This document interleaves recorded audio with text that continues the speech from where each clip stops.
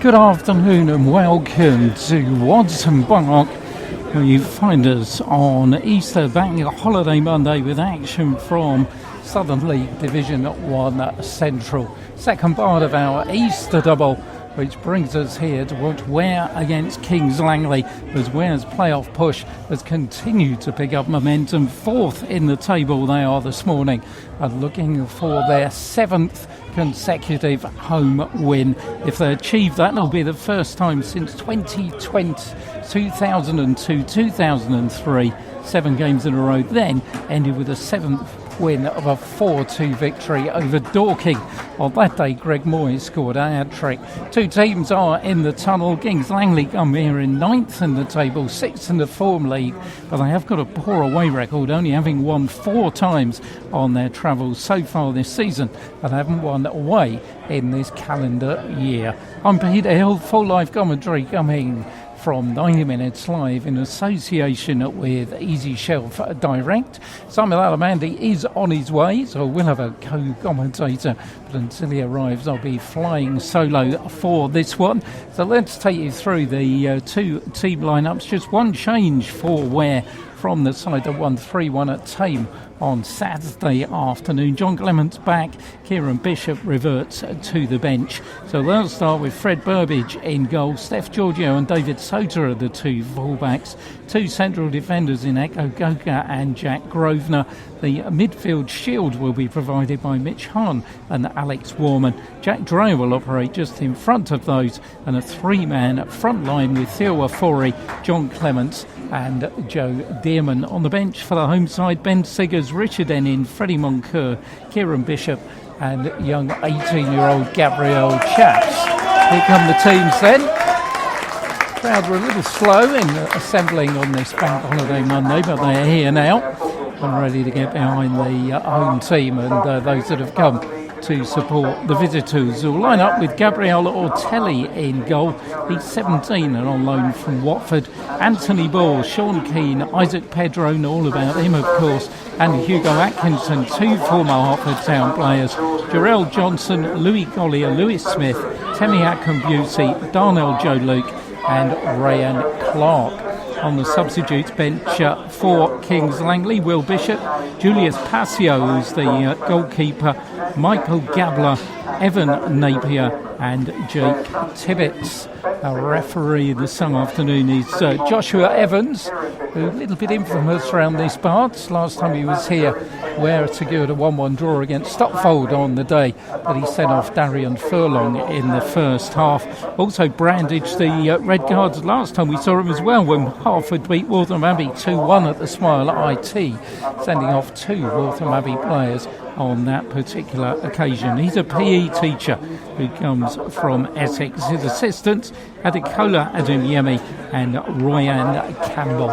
So that dots the I's and crosses the T's on an afternoon here at Watson Park, where Ware will look to consolidate their place in the top 5 in the division. Anything could happen this afternoon. Some big games in prospect. No bigger, of course, than Biggleswade Town against Bedford. Hertford go to Waltham Abbey, who are currently in 5th, and Welling Garden City finally get back into action with a game at Hadley. So at half-time we'll keep you up to date with everything that is happening between those sides. 2 skippers are in the centre circle with our referee, Fred Burbage, for Ware. In the absence of Lewis Rose, who was here and has been back in training with the team, which is absolutely great to see. And referee just shaking their hands with 2 players, Kings Langley and their manager Jordan Parks, of course. Know him well from his days at Watford. Also a loan spell he spent at Barnet. Jarrell Johnson is the skipper for Kings Langley. Good servant of the club, 8th season for them. We're going to get us underway, kicking from left to right here at Watson Park. Our commentary position as we like it. 1 row from the back of the stand, almost slap bang on the halfway line. Wearing their familiar blue and white striped shirts with blue shorts, and Kings Langley in, Arsenal colours really. They're in red shirts, white sleeves and red shorts. Theo Forey is about to get things underway once the referee has checked with both his assistants. Paul Halsey is inside the technical area, unlike his Ware's pool routine. In the game against Bedford, we were last time here. See if he stays down there. Well, who knows? But referee sounds the whistle and away we go. Southern League Division 1 Central Ware against Kings Langley. Theo Forey puts the ball up in midfield. A couple of thumping challenges go in. Foul by Darnell Joe Luke. And aware of a free kick inside the centre circle. Theo's only just gone up, but David Soter's got the ball. Left-hand side, down the line, looking for Joe Dearman, but couldn't collect the ball. Joe celebrated his 50th appearance in a Ware shirt with a goal on Saturday. There's a couple of people, Mike Barney and Aidan, why not join us here in the stands? Throwing to be taken on that far side of the field by Anthony Ball, the right fullback. Lobs it forward and Fred Burbage will just come out and collect it left-hand side of his area. So Kings Langley have won 4 times away. He's scored a few goals in doing so as well, 4-2, and then that crazy game at AFC Dunstable, which they won by 6 goals to 5, 3-0 at Kempston and 2-1 at Aylesbury United. Talking of Kempston and Aylesbury United, by the way, Aylesbury United against Tame, Kidlington against Northley, and AFC Dunstable against Kempston in that 3-way dogfight as he remains in the division. Meanwhile, the ball's gone out of play and out of the ground on that far side. So Kings Langley will have themselves a throw-in, starting in 9th position this morning. Dropped down, of course, from a few seasons at Step 3. And their visit here completes 18 of the 19 teams in this division that I will have seen. Only Aylesbury United are the odd ones out. We hope to put that right in a couple of weeks. Complete the set. Referee's not happy with that ball, so punts it over to this side, and another one emerges from the dugout. Paul Halsey has a look at it, and no doubt says the words, "What's wrong with that?" But the referee found something wrong with it, and so the throw-in will finally be taken by the floodlight pole on that far side of the field. Throwing into the Ware half. Joe Dearman's there first. Skies it in the air. Isaac Pedro heads it further forward. Ware will get it with Jack Dreyer, though, who sends Theo Forey down this right-hand side. Plenty arriving in the box. Theo turns inside, turns outside, gets the ball across the box. That's a good-looking chip. Headed out from round about the 6-yard box. Steph Giorgio controls it. Second attempt finds Theo again inside the area. Theo puts it across the area. Shot comes in from Alex Warman, and in the end it's finally cleared away by Ryan Clark, but not far, because David Taylor puts it back inside the Kings Langley half. The ball finally lands. Akon Boising-Bacon of Newson himself and Mitch Hahn, and Kings Langley will get the ball back, but in their own half with their left full-back Sean Keane. Keane inside for Hugo Atkinson, one of those 2 Hartford players. There's another one, Isaac Pedro, who's given the ball away. A Forey forward looking for John Clements. Atkinson gets the head in. 17 appearances for Hartford he made before shipping out to Harlow. Theo Forey is beaten by Isaac Pedro, and Jack Grosvenor will just duck to let the ball go over his head, and Fred Burbage comes out. Referee meanwhile just having a little bit of a word with John Clements. He missed the game on Saturday away at Tame, where we're fairly comfortable 3-1 winners, and scored a couple last time he was here, of course, in that game against Bedford, where found themselves 2-0 down inside 20 minutes and came back to win 4-2. His far side, David Soter thumps the ball down that left-hand touchline. Jerome Johnson only put it out of play for a throw-in, which will be taken on that far side. In fact, it must have got a little bit of a nick off John Clements. So it's a throw-in to Kings Langley. Anthony Ball, the 24-year-old, he's a bit at high level at time at Michelova Sports in Step 3. throw is another decent one, but this time onto the head of Alex Warman, up in the air by Isaac Pedro, and way over the stand on the far side, which means we'll need another ball to be retrieved from the dugout. Kevin Goon does the honours, and so the referee likes the look of this one.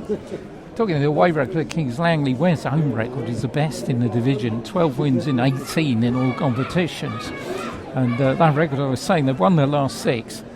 And you have to go back to 2002 to find the last time they won 7 on the trot. So a little bit of club history will be equalled if they can get all 3 points here. But Kings Langley are coming forward. Got some defending to be done.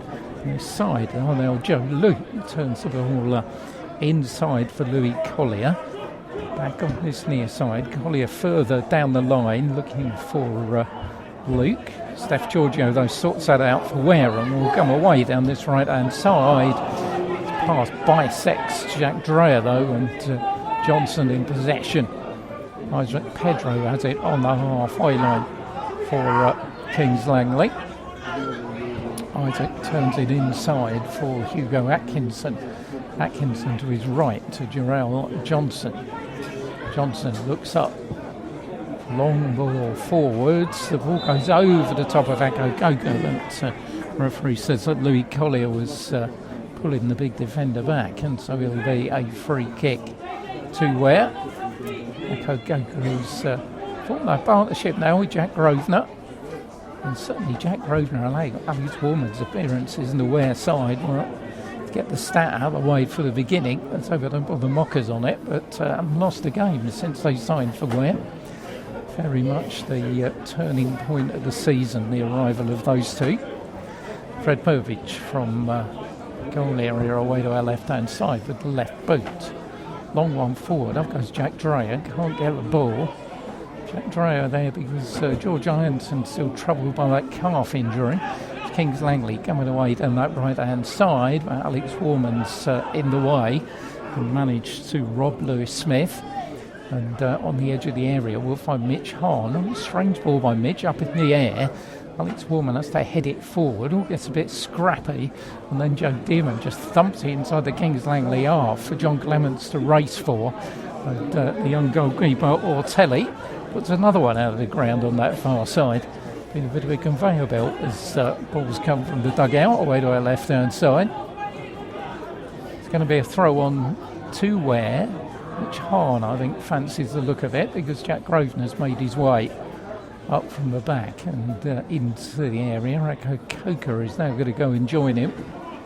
Ware with Mitch in the team have re-established that long throw threat. That was the domain of Darian Furlong for a long time, of course, before he moved to Cheshunt. Here comes the throw. It's a good one as well. Jack Grosvenor hits it rather up in the air, out by Pedro. Here comes Mitch Hahn, fires it in and tipped over the top by the young goalkeeper.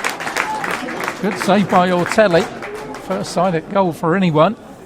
And we get themselves a corner with 8 minutes of the match gone. So he really got hold of that, which has only scored 1 since his move here to Ware. He was close then to scoring his second. Corner on the far side will be taken by Alex Warman. He's scored one of his 2 goals this season in from that corner flag. See if he can do it again. Jack Grosvenor, Theo Euphoria inside the 6-yard box. This one's going a long way. Ako Koko comes around the back, volleys it back into play. It's going to land on the edge of the area where Mitch Hahn will lose out in the end, and it's just thumped inside the Ware half by Anthony Ball. And Fred Burbage coming out, and in the end, ball went out for a throw-in on that far side. Bit of a spring chill in the air, as belying the nice morning we had here in Ware. Sunshine, still a bit of blue sky up there. As David Soto will take the throw for the home side. Isaac Pedro meets that one, but it's pushed forward by Mitch Hahn. Joe Dearman's going down the left-hand side. Ortelli's out again.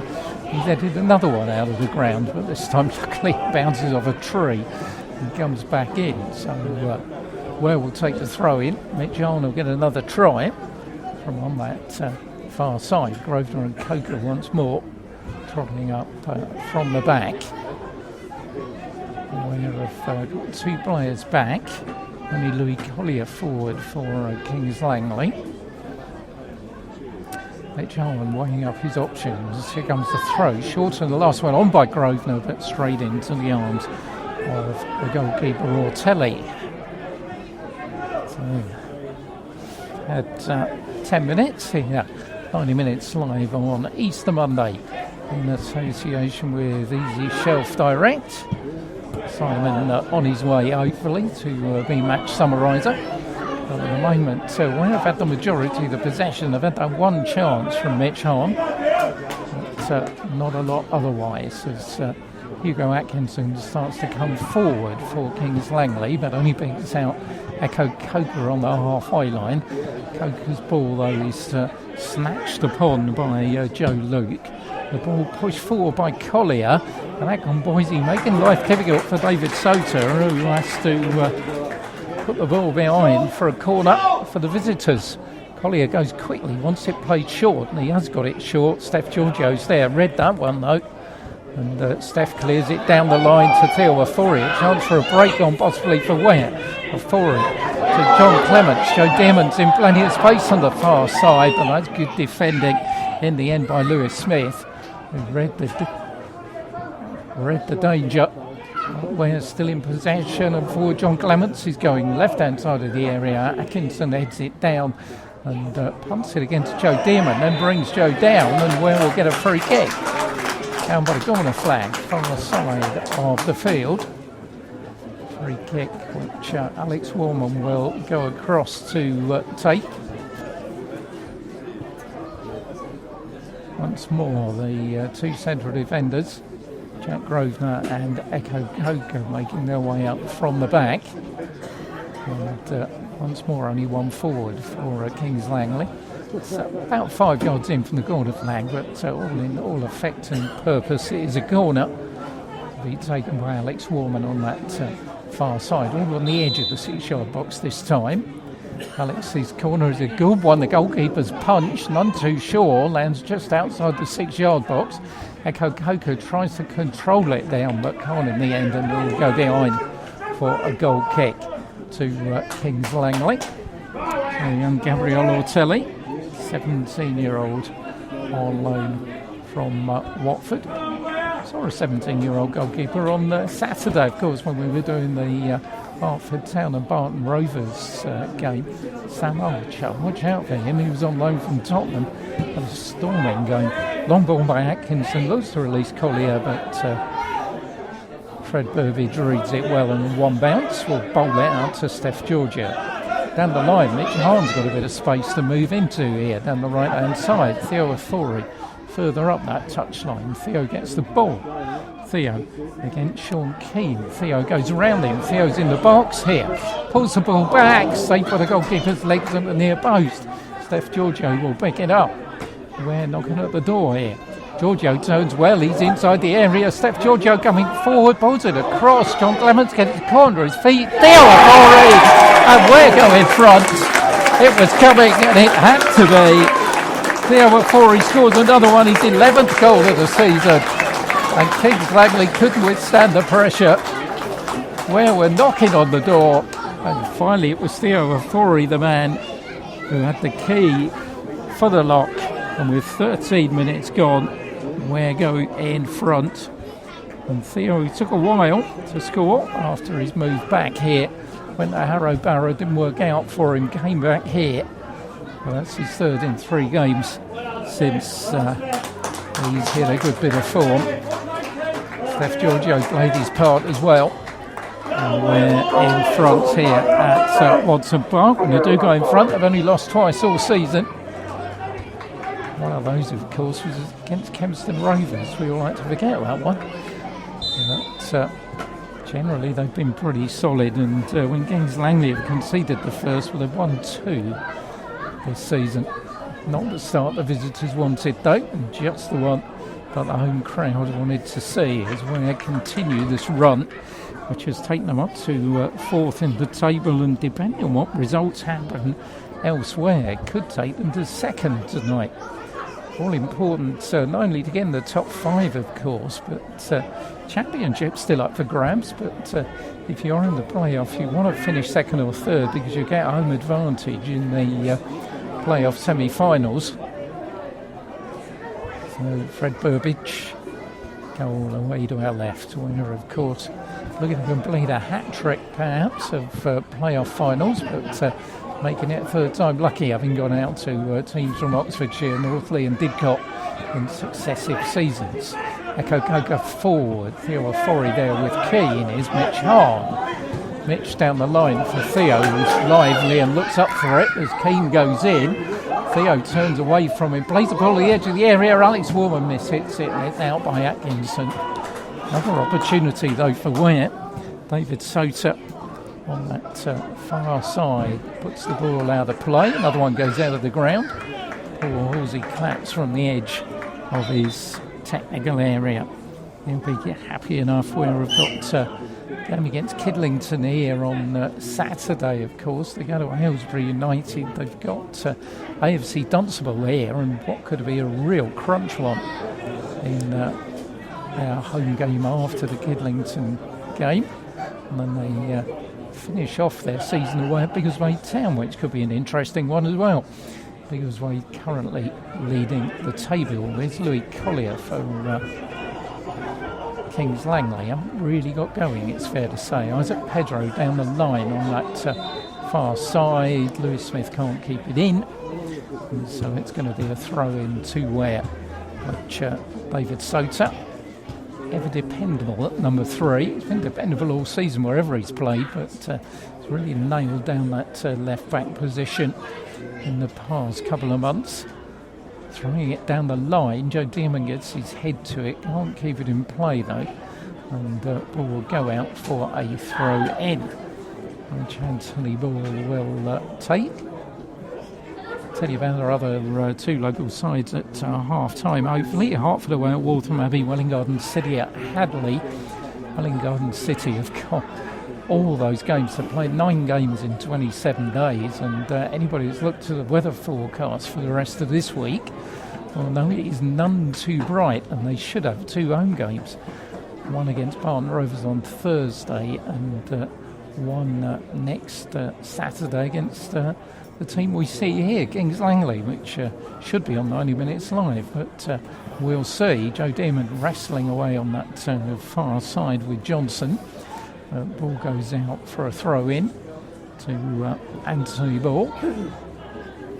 Theo for his goal, by the way, Ware's 44th home goal of the campaign so far, and the 112th we've seen on 90 Minutes Live in our 32 commentaries plus 17 minutes. We're leading by a goal to nil as the ball goes out for a goal kick.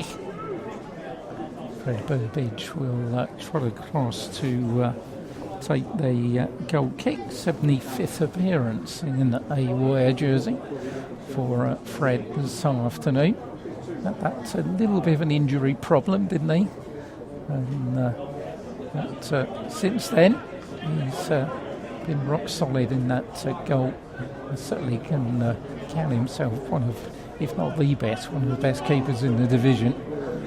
Left-footed downfield from Fred. Clements goes up, flicks it on, but Hugo Atkinson is there. But all he can do is punt another one on that far side, which bounces off the floodlight pylon and stays in. And David Sota will take the throw in for Ware. It's more or less just a little bit further on than midway. Inside his own half, the Ware number 3. Down the line, on by John Clements. Joe Dearman's there. Back out by Johnson. Lewis Smith tries to bring it down, and in the end the ball cannons off of Alex Warman. And for a throw in, Akinboise with Jack Grosvenor at his back.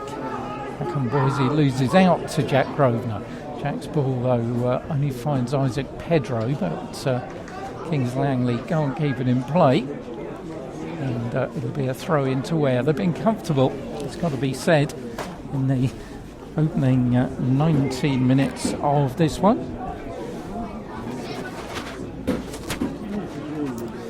Lead lead given to them by Theo Afori in the 13th minute of the game. Steph Giorgio, who was very much involved in that move, coming forward through the middle this time. Plays it right for Theo, wants it back. Steph's in the area here.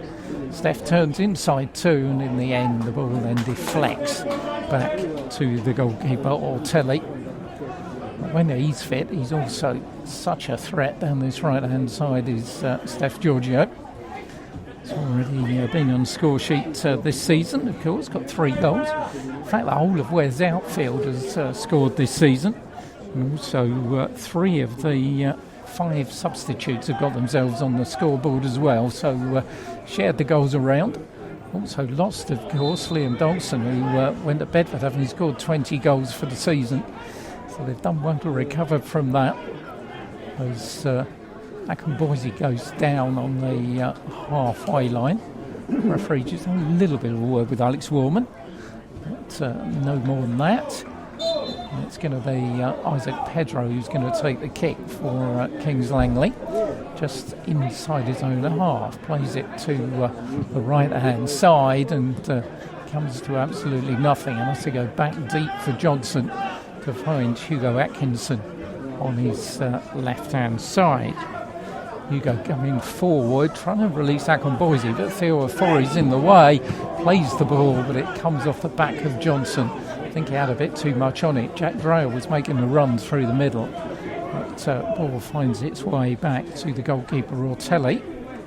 Just chips it out for Jarrell Johnson. Johnson far side to Anthony Ball. Back for his skipper. Johnson's long ball forward down that line is a fairly aimless one, and ball will go out for a throw-in to Ware. Leading here by a golden nil scored by Theo Afori in the second of our games over the Easter period on 90 Minutes Live in association with Easy Shelf Direct. This time on Saturday we should be at the Bankshurst, weather permitting, to see Welling Garden City take on Kings Langley. If we're not there, we'll be back here watching Ware take on Kidlington. That's the glory of having a 3G surface. Don't get games called off here. And Ware, I think, have profited from that this season, as ball was put out of play by Sean Keane, and that almost sums up Kings Langley's first opening 22 minutes, really. Not a lot doing, and Jordan Parks and his assistant Mark Boyce a little bit to think about. Steph Giorgio with the throw. Jack Dreyer is beaten to it by Isaac Pedro, who's been involved in a couple of Hertford Ware derbies, of course. There's Theo Afori with a throw for Ware, which Mitch Hahn will take.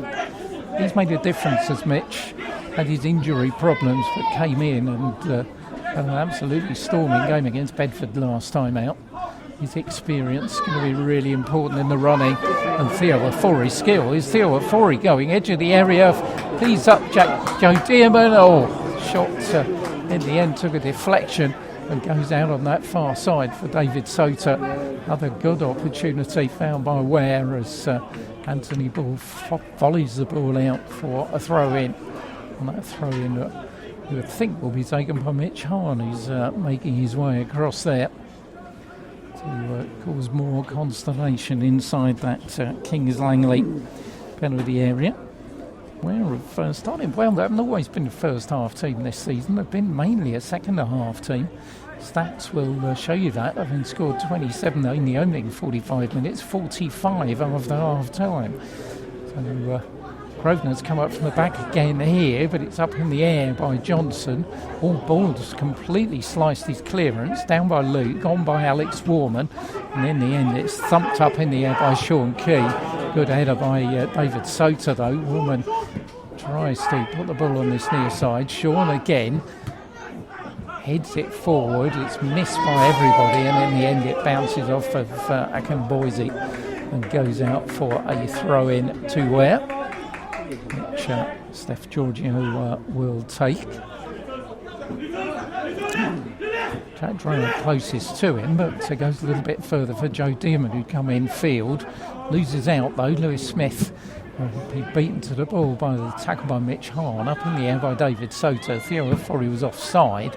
Ball volleyed forward, and in the end, an untidy bastion of play. Ends with Steph Giorgio coming forward for Ware. That's to turn backwards to Mitch Hahn, who brings in Theo Ofori. His intended ball is not a good one, and Sean Keane will punt it forward. Poker's header chested down by Steph Giorgio, thumped forward by Mitch Hahn and straight into the arms of the goalkeeper Gabrielle Ortelli. Jarrell Johnson coming forward for Kings Langley, chips it down that right hand touch line, and the ball's put in the area. It's Akamboise who manages to get a header there, and Eko Koka did just about enough. The cross that came over from Anthony Ball, where it caught, ball washing more than anything there. Poor Wolsey, both arms up, what were you doing? And Eko Koka just about put enough pressure on Akamboise to make sure he couldn't get a solid header in and give Fred Burbage a problem. Fred's kick near side with Theo Ofori, bounces off of Sean Keane, goes out for a throw. Mitch Hahn takes it quickly. Joe Dearman's come over to this right hand side, back to Mitch Hahn, tries to put it across the box perhaps, tries to go down the line to find Joe Dearman again, bounces off of Hugo Atkinson, and will go out for a throw-in, which Mitch Hahn will take on this near side. Grosvenor and Coker have stayed at home on this occasion. As Theo Ofori goes inside the 6-yard box. Steph Giorgio is in close attendance as well. Joe Dearman coming there. Mitch throws it at Steph Giorgio inside the area, but in the end Sean Keane manages to get to the ball first, but Kings Langley trouble getting it clear, and in the end they bring down Steph Giorgio, and Ware have got a free kick in a very interesting position. At just over 20 yards out, inside right position, right hand side of the 18-yard area. And few may fancy this. Alec Warman's there. Alex Warman, Theo Ofori, Joe Dearman, Mitch Hahn. Alex walks away, so Mitch Hahn, Theo Ofori and Joe Dearman. One of them may well fancy this one. Theo might fancy it with the left, Mitch with the right. Joe Dearman walks away, so it's going to be one of those two. There's a two-man Kings Langley wall. And the young goalkeeper Ortelli trying to get his angles right. It's Theo Ofori, drives it in, good save by the goalkeeper. Away to his right hand side. It's one you'd expect him to make. Still had to make it though. Pours it out and it goes away for a throw in, which Mitch Hahn will take on that far side of the field. 27 minutes to go in the first half here. 90 minutes live in association with Easy Shelf Direct. And Ware 1 goal to the good thanks to Theo Ofori. Throw to be taken by Mitch Hahn on to the head of Johnson, but at the edge of the area Joe Dearman reacts quickest. Mitch Hahn gets it back, tries to find Dearman, but Anthony Ball sorts that out and then gives it away to Theo Ofori, who goes down on the challenge from Lewis Smith. And Ware get themselves another free kick. Left hand side down by the byline.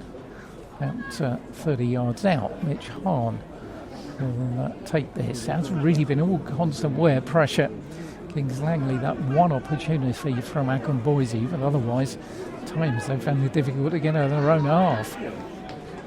So, free kick, in fact, going to be taken by Alex Warman on that far side of the field. Plenty of movement in the box. Good kick coming over, headed on by Jack Grosvenor, but it's lands on the roof of the net. There was a linesman's flag up on this near side.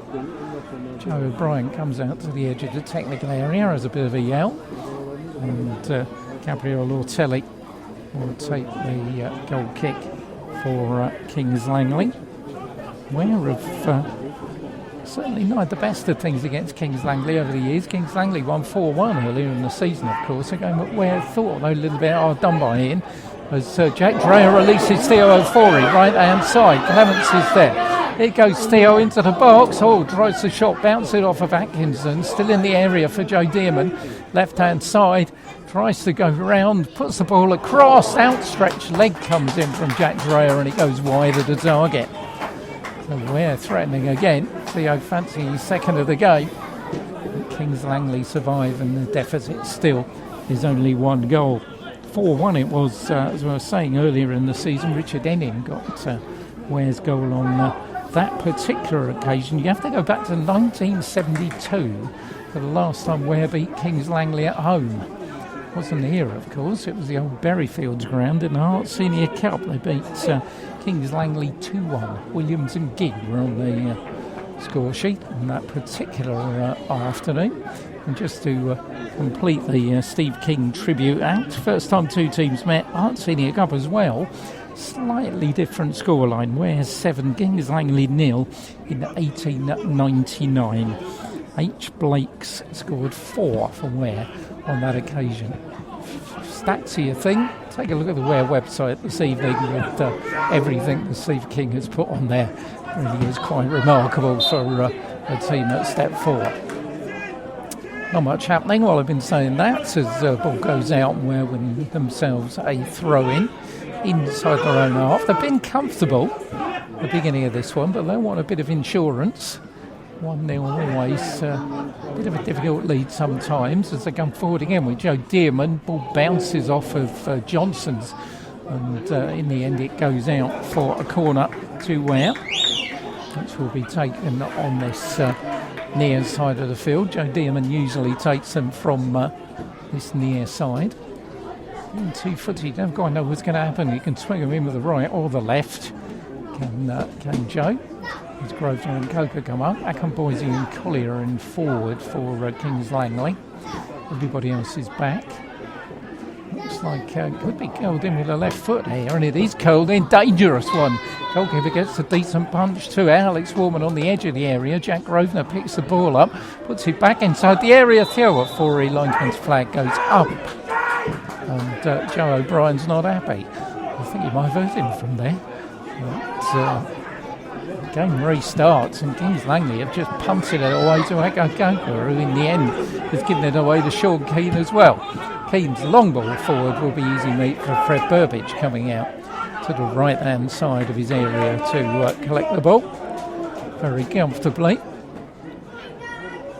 Very comfortably so far, Easter Monday for Ware. The leader here by a goal to nil. Theo Forey, the goal scorer. Could have had a couple more though. At the moment, just the one. Up on a few, 1-0 this year. There's the free scoring Ware of a couple of seasons ago. Not too much been in evidence, although they did score 4 against Bedford last time here, of course. As Mitch Hahn picks the ball up midway inside the Kings Langley half. He's got nothing to go right, has to go inside for Joe Dearman. Turns away, finds Mitch Hahn again. Mitch Hahn down by the touchline. Here's Joe Dearman. Joe's ball, though, is a poor one, but once again a scuffed clearance in the end, and luckily enough the ball goes out and away for a throw-in, but it's going to be Mitch Hahn that will take it for Paul Hawes' team. Steph Giorgio takes a run. Theo Forey's down the line. Sean King gets there first, and Ware will have themselves another throw-in. Certainly, you've been watching for the stand here. You'd be given for having a crick in your neck to the right-hand side, because it has all been left to right in this first half, where they only got one goal to show for it, as Mitch Hahn prepares to take a long throw parallel to the edge of the Kings Langley 18-yard area. Looks for Grosvenor. Johnson gets there first, but he'll get there first at the expense of a corner, which will be taken once more on this near side by Joe Dearman.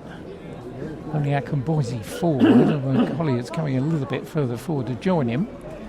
Ware have got 3 outside the 18-yard box, plus Joe Dearman, who's taking the corner here. Another one from Joe, another decent corner, another decent punch by the goalkeeper as well. Mitch Hahn and Alex Warman can't pick it up. Collier can, puts it down the line looking for Akinboise, but David Soter had read that one all day long. Puts the ball out for a throw-in. Throw taken quickly by Akinboise to Collier, who's in the area, fires it in, and in the end it bounces away and goes behind for a corner off of Alex Warman. So once again, it was threatening in away Kings Langley, and I can tell you the cavalry has arrived as Simon Alamandi comes and joins us, and will join us on the mic in a couple of moments as this corner comes across, and Jack Grosvenor will head it out for Ware. Lewis Smith can't control it. It's Joe Dearman. Theo Afori, the only one forward, and that was a good challenge that came in from Anthony Ball. The other side of the field is Collier with John Clements playing right back at his back. Has to go all the way back to the goalkeeper Gabriel Ortelli. Ortelli finds Isaac Pedro. And on that far side of the field, Anthony Ball will have it for Kings Langley. Another one looking for Akinboise forward, but couldn't find him. Ball goes out for a throw-in. Luke finds Lewis Smith. Forward by Ball, but Steph Giorgio is at Collier's back. It does well hold him off. Put forward for Akinboise, who is offside, despite the fact he puts the ball in the net. And a very good afternoon to Simon Alamandi. Yeah, good afternoon, Pete. Good afternoon, everyone. Apologies for my my late arrival, but I'll tell you all about it later, Pete. Well, not a good day at the office. Oh, good. Well, it's been a good day at the office for Ware so far. Theo Afori's goal after 13 minutes separates the two teams, and it's got to be said, it's all been left to right. They could have had a lot more, haven't though, and let's hope they don't rue the missed chances they've had so far in this first half. Fred Burbage on this side for Theo in acres of space. Steph Giorgio pointing to where he wants it, right hand side of the area. That's where it gets to. Atkinson against Steph Giorgio in the end, though. Nothing given for the two. And the ball will go behind for a goal kick to Kings Langley. You'll be glad to know our second 17-year-old goalkeeper of the weekend. Gabriel Ortelli, who's on loan from Watford. Okay. Just a couple of bits of news. I can tell you, I've parked over the back of the car park, and I thought I'd take a quick look on Twitter while I was scurrying over. So Hertford are 1-0 down on Waltham Abbey, and Welwyn Garden City are 1-0 up as well. So Linton Goss with the goal for Waltham Abbey against Hadley. Another Linton Goss goal then, yet another one. That'll be 8 in 8, I think. Appearances since his arrival. So one bad and two good at the moment in 90 minutes live country. Welwyn Garden City will move on to 47 points if they hold on to that. Hadley have been in good form though. So good place to go and get points. Steph Giorgio's got a throw for Ware, deep inside his own half, and in the end I think a free kick given against John Clements, who was pushing against Isaac Pedro. Isaac's filled out a bit since his Hertford days, hasn't he? He has a little bit. I mean, it's just nice to see him, back playing, isn't it? Really? So that's all good news. Obviously, he had a long time out, didn't he? So it was good to see him back on the pitch. He's going to take this free kick for Kings Langley, driven across, far post, headed out by David Soto. Joe Dearman's got some space to move into, which has been closed down by Lewis Smith. Jack Dreher's making the run forward, but momentum rather gone from a Ware attack. Alex Warman, though, this side, looks for Theo Afori. Sean Keynes missed it. He's having a real nightmare against Theo at the moment. Theo's inside the box. If Theo's still drifting inside, fires in the shot straight into the goalkeeper's chest. But, certainly it's taken him, I was saying it's taken him a while to get going since he came back here, but every game he looks more and more like the old Theo.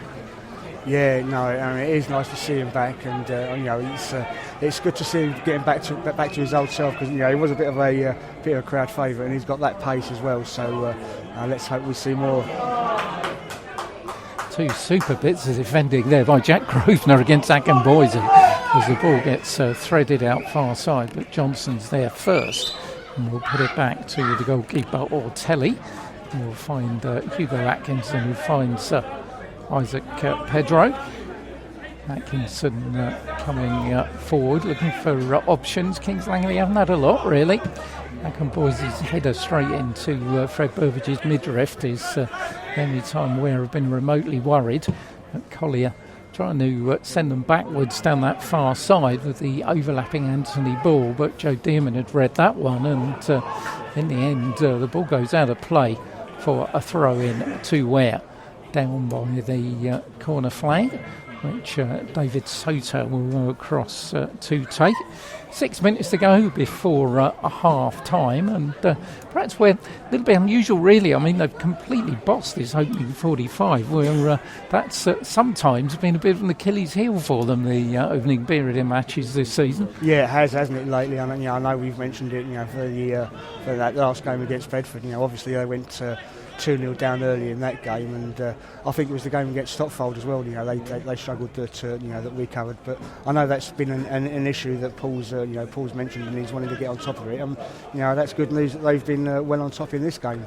Yeah, they've certainly got on top of it this afternoon with more to come.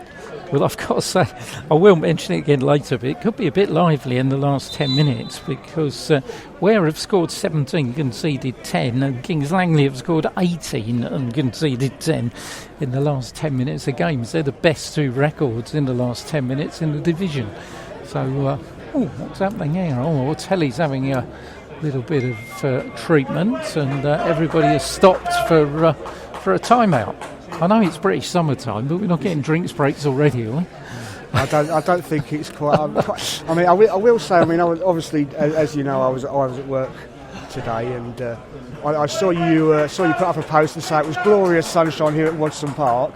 At the time, I was in Enfield, and it was absolutely bucketing down. So it looks like you dodged the weather, and you got away with one there. I don't know, it's Enfield for you though, isn't it? Come on. I'm making no comment. Well, we're still having a unscheduled timeout, we say, as Freddie Monk goes walkabouts on the subs bench, goes down to the dressing room for something. Going to restart. Good to see that Gabriel Ortelli's back and okay. And I can just tell you it's still 0-0 between the Bedford Town and Biggleswade at the top of the table, or Biggleswade Town, apologies, at the top of the table clash there. Heavyweight clash there. Biggleswade Town played 29, 56 points. Bedford played 31, 54. And on the end of that last minute defeat against Waltham Abbey on Saturday.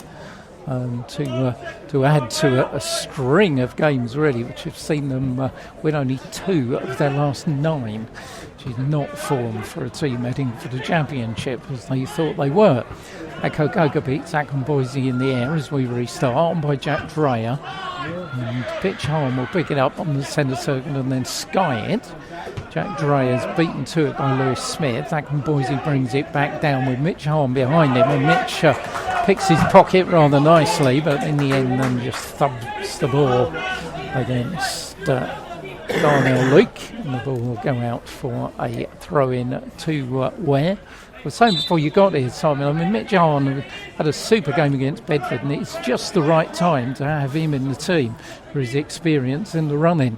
Yeah, I think we said at the time, didn't we, that perhaps that's that experience is the reason that Paul's brought back into the team. Acton Boise just ran into Akokoka. That's something you don't want to do. As Atkinson, he slices the ball, but fortuitously for him, Anthony Ball's got it down that right-hand side. Chips the ball forward, looking for Collier. He's been sniffing about right and left, but hasn't really got a lot of service and couldn't do a lot with that either. Ball goes out for a throw-in to Ware. Just about that time when two managers will be thinking what they're going to be saying in the dressing rooms. 2 minutes to a half-time. Half-time sequence which we'll tell you about Kings Langley. Does feature, another Muppet link. And also a few other things, because as we were saying, this almost completes it. 18 out of 19 teams this season, Kings Langley, only Aylesbury left. Yes, it is, and I think that's a good effort from us, really, isn't it? Covering all those sides. 33rd commentary of the season on 90 Minutes Live in association with Easy Shelf Direct.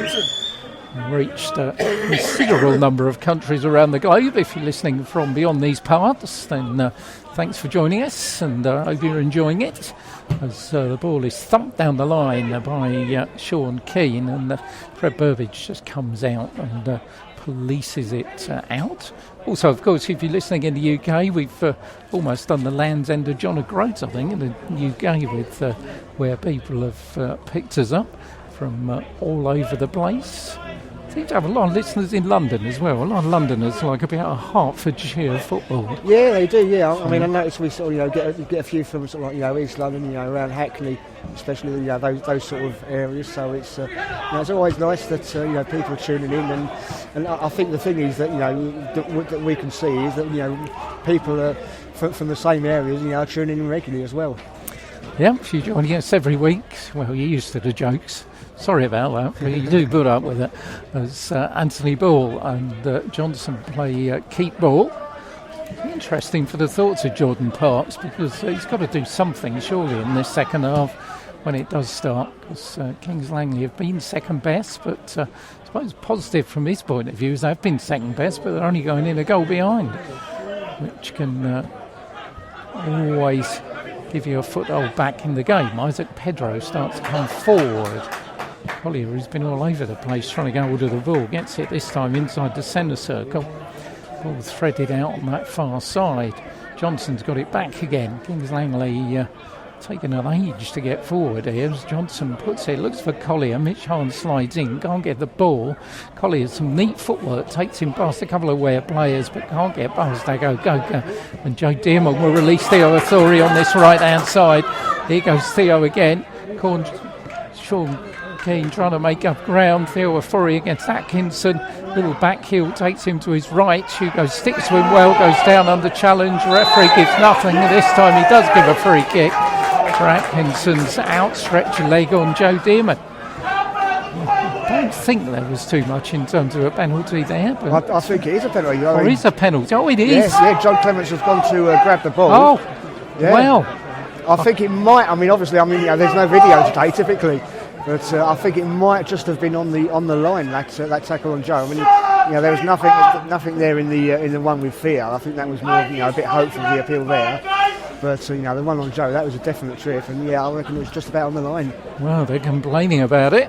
The skipper Johnson and also the goalkeeper Ortelli.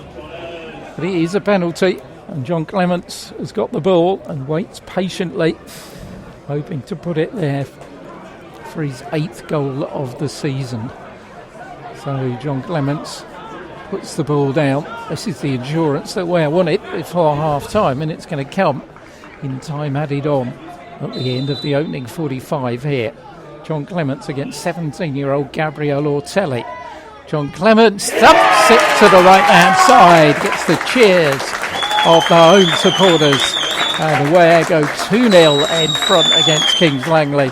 And you cannot say they haven't deserved it for another stunning display here in the first half. Ware lead 2-0. It's hard to see how Kings Langley will come back from that. But John Clements, certain as always from the penalty spot, and he adds the Theo Authority's goal, scored after 13 minutes. Ware 2, Kings Langley 0.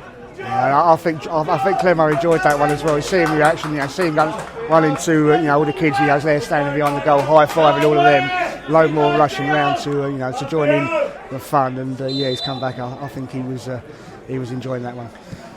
2-0 to Ware. They win this one, they'll move on to 55 points. Could go above Bedford and AFC Dunstable, depending on what happens elsewhere in scores. But they will certainly consolidate their place in the playoff picture. There's little doubt about that. As Hugo Atkinson comes forward, finds Sean Keane on this near side, who will be having nightmares about Theo Authority tonight, I think, if things don't improve for the left fullback. That's going to be it for the first half here. That's been dominated by the team in blue and white. Goals from Theo Authority after 13 minutes, and a John Clements penalty after Joe Dearman was pulled down right on the edge of the box. Has given them a comfortable lead here at the half-time. Locals are happy. Jordan Parks isn't, but he's heading straight for the referee and wants a word about that penalty decision. Referee Mr. Evans is waving him away. Well, want to be careful, Jordan. He's a school teacher. He'll put you in detention. Is he? Oh, yeah. You better be careful. That's it. I mean, the referee. Paul's picked the ball up. He's going off to the ref. He's going to go and give the ball to the ref.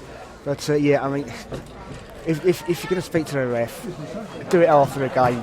Go and knock on his door and stuff like that. It's doing it at this stage. Obviously, tensions are high. He's passionate about it and he's frustrated about it. But you're not going to do yourself any favours going up to him now, and you're best off doing it after the game. So he's just going down the tunnel now, and he looks very, very upset about that.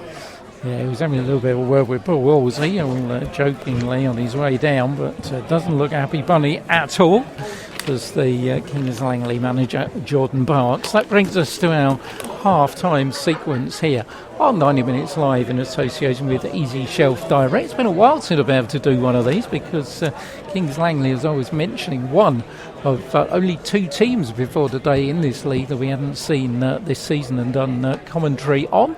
So I'll tell you a little bit about the village of Kings Langley, which is 21 miles northwest of Westminster and split into the boroughs of Three Rivers and Dacorum. During the Second World War, the village was home to the secret HQ of the Polish Underground Army, and it was also once home to the Ovaltine factory, although other late-night milky drinks are available. It's twinned with Aquet Le Grand in France, and that's in honour of Christopher Cox, who won a Victoria Cross fighting near the town in World War I. And of course, as Simon gets the scores together, he could have told me this one, because everybody knows this, don't they, that in Act 3, Scene 4 of Shakespeare's Richard II, of course, it's set in Kings Langley. I didn't need to tell you that. Everybody knows that. Yeah, of course. Famous fans include Bradley Walsh, by the way, who was pictured watching Kings Langley a couple of weeks ago. Bradley Walsh not only has watched Kings Langley, he's also been up my road, which is another one, in Ware. Because one day, it's probably about 5-6 years ago, I was driving home from work, and did you do looking at the thing, who's that bloke standing over there on my close? I thought, that's Bradley Walsh. What's he doing down my close? And it appeared that someone who was living opposite had been one of the very first contestants on The Chase, evidently. And Bradley was going back to film a little bit with them, one of my neighbours. So there you go. Anyway, famous residents of Kings Langley include Howard Jones, him of the spiky hair of the 80s. Don't know whether he's still got it. Saxophonist and radio host Benny Green. Former Watford England manager Graham Taylor. Lovely man, Graham Taylor. Met him on a number of occasions, interviewed him on a few. Golfer Luke Donald, cricketer Steve Finn, Anthony Joshua attended Kings Langley School, Odine Achampong, she's an artistic gymnast, and she won silver at the 2022 World Championships. And Kings Langley Football Club were founded in 1886, and probably their most famous former player was Watford's Lloyd Doyley. Having covered many, many Watford games, Lord Doyley was the player who didn't score for something like 300 appearances and then suddenly popped up with a goal. And there probably are still people that follow Watford wearing an I Saw Lloyd Doyley Score T-shirt that they produced for the time. So Muppet Link, right, you've been waiting for this. Well, the Muppet Link this afternoon to Kings Langley is 3 miles down the road from Kings Langley, so I think I'm allowed that. It's at Warner Brothers Studios in Leavesden, home of Harry Potter World.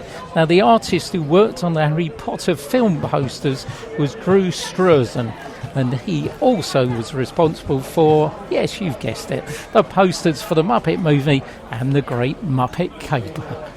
Another one done. Chalk it off, only Aylesbury to go. That's it, yeah, well, there you go, very impressive, very impressive. Right, I'll bring you the half-time scores from the Southern League. AFC Dunstable, they're facing Kempston Rovers, and it's 1-0 to the visitors there.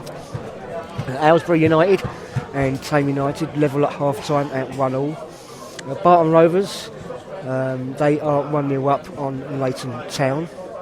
A game between Biggleswade and Stockfold, that's also level, that's also 1-1. Top of the table clash, as I said earlier, it was 0-0. Bedford Town have taken the lead, so they are 1-0 up. Hadley did level against Welwyn Garden City, but Welwyn Garden City, they went ahead again. Another goal from Linton Goss.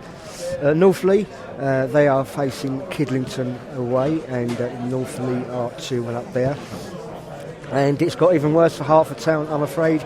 They was 1-0 down earlier, as I said. It is now 3-0 at half-time. So not a good one there. Not good. Could have done Ware a favour, but not the case. But AFC Dunstable being down is handy for Ware, of course. The leapfrog above them. And in the table, should it stay this way at full time. Talking about Barton Rovers, by the way, and the fact we are today in April Fool's Day. You're supposed to get them in before midday, aren't you, on April Fool's Day? I think it is. Well, Barton Rovers did, because they put a tweet out today, and I'll read it to you. It says, game day, Barton Rovers versus Leighton Town, the first for Rovers after being selected to trial the 3 30-minute thirds scheme, where today's game will be played in 3 equal 30-minute thirds rather than the 2 45-minute halves. Let's see how this goes, commented manager Jermaine Hall. Now, that's a pretty good one, but unfortunately for someone on Twitter who then replied to it, relax, the FA should stop messing about with the game, but they should make half-time longer. So someone didn't buy it. Yeah, someone bit completely. I mean, I did see that actually earlier. I mean, that does beat the one. There was another one I saw from Kidlington. It does beat that one. Kidlington just they had a picture of Troy Deeney in a Kidlington shirt for some reason, and they said that they'd signed him on loan. And there wasn't anyone that bit that I saw on that one, but someone said, well, it's April Fool's Day. I guessed it when it said loan, because obviously he's not playing anywhere. He was it Forest Green he was managing, wasn't he? And he was relieved of his duties there. So yes, that's it. The classic one was a few years ago when I worked at Chiltern Radio in the 90s. And one of the newspapers, I can't remember, I think it was the Daily Mail, the Express or whatever, ran a story that because of problems on the Thames, the Oxford-Cambridge boat race would actually been that year staged on the Serpentine. And my mother-in-law knew that I was about to cover it for Chiltern Radio. And so she actually phoned up and said... Covering the boat race? Yeah, covering the boat race. Yeah. And many talents. I've done rowing as well. I was covering... I did boat race about 5 years for Chiltern Radio. But I was covering the boat race, and she actually phoned up home and said, does Peter know? He'll have to go to the Serpentine now to cover the boat race. So there we go. Right, moving on to the Golden Boot. Evan Mabona, well, not a lot's changed actually. Evan Mabona top with 30, Hatfield Town. Kamani Collington 20, Hatfield Town, his strike partner 50 between the pair of them. Jamie Marshall 20 for Hertford Heath, Adam Bayliss 18 for Hertford Heath. Kendall Gountfie, who's in the goals on Saturday for AFC Welling's got 17, and Brad Watkins has got 16. So that's our Golden Boot for the gentlemen, and it's Evan Mabona for the men. And is it still? It is still Page Pryor for the women. Obviously, there was no games yesterday, with it being Easter Sunday. So if you was listening to us on Saturday, it hasn't changed. But obviously, I'll keep you updated. Just in case you didn't catch it. So Page Pryor from St Margaret's, she is clear on 27. Laura Cousins, Sherard's Wood, she is on 16, as is Sophie Vale from Watson Park Ladies. She's followed by Christina O'Connell, her teammate at Watson Park, on 12, alongside Jessica Duff from Bury Rangers, and Claire Cranfield is on 11 from Sherard's Wood. So I think we've got an Evo and Page double. That's easy for you to say, or not, as it goes with it. Okay, Kings Langley are out. Jordan Barks has had enough because he's made one substitution. I can see number 14, which is on the back of Michael Gabler, who is going to come on. Let you know who's come off. We're still in the dressing room with Joe O'Brien and Paul Halsey, and walking towards us is Lewis Rose, who's back training with the lads. Yeah, I saw that during the week. It's great to see that he's back in training, back with the lads. And it's obviously it's been a tough little time for him lately, but I think being back in training and being back amongst the lads will give him a huge lift, and obviously we wish him all the best as always. Yeah, absolutely. Back in training after what Lewis has gone through, I mean, when I went through a little bit of that, I couldn't make it to the end of the road, let alone training. So, he's a tough boy. So the Ware substitutes are out, just doing a little bit of warming up.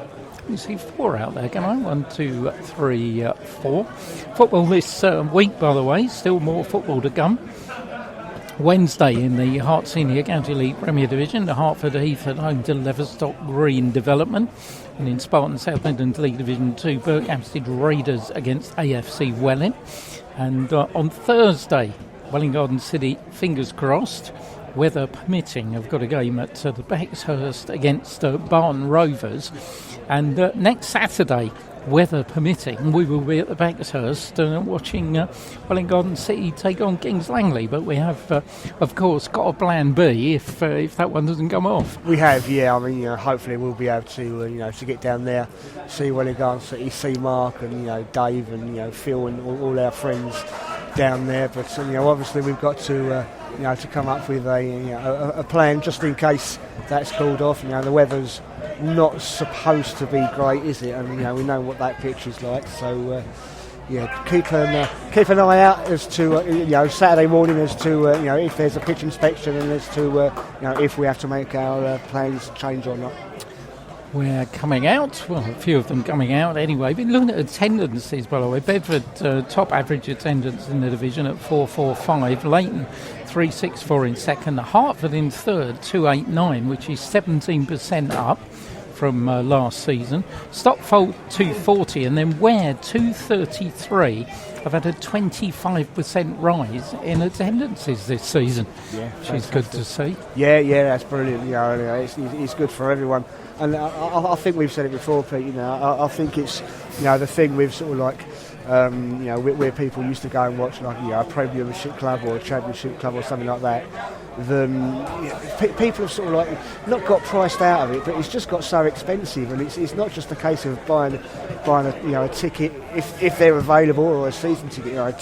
Tickets are hard enough to get hold of anyway, but the whole day, if you buy a programme and something to eat and a drink and get in there, it just works out so expensive. You can come down here. I mean, here at Wadson Park, for example, get in for a tenner, £1.50 for a programme. Was it £4.50 or whatever for a pint? 4 or 5 quid for a burger. You can come down here with 20 quid and have a really good day out. Yeah, absolutely, and more people are doing that, and it's good to see. Referee's got, I don't know, Jordan Park's got him locked in the dressing room, is he, or something? I mean, where's the referee gone? I don't know. It does seem to be delayed a little bit, and maybe someone's running the dinner bell and he's gone for his lunch. Don't know at all. There's a substitute waiting to go on here. Nobody's put the board up, so we don't know who's come off. I told you the substitute is Michael Gabler, who's 22. He's a defender. So I don't quite know. So I'm trying to look who's not there, and I think it is going. It's actually Sean Keane, who was tormented, it's got to be said, by Theo Afori in that first half, who's gone off. So that will be the change for Kings Langley, where we'll be as you were when the referee finally emerges from the dressing room. Take through that Ware lineup. Here he is, finally come back. Where you been, ref? It's Fred Burbage in goal, back four, Steph Giorgio at right back, David Sota at left back, Jack Grosvenor and Echo Goga are the two central defenders. Midfield shields of Alex Warman and Mitch Hahn. Jack Dreyer playing in the hole behind a front three of Joe Dearman, John Clements and Theo Afori.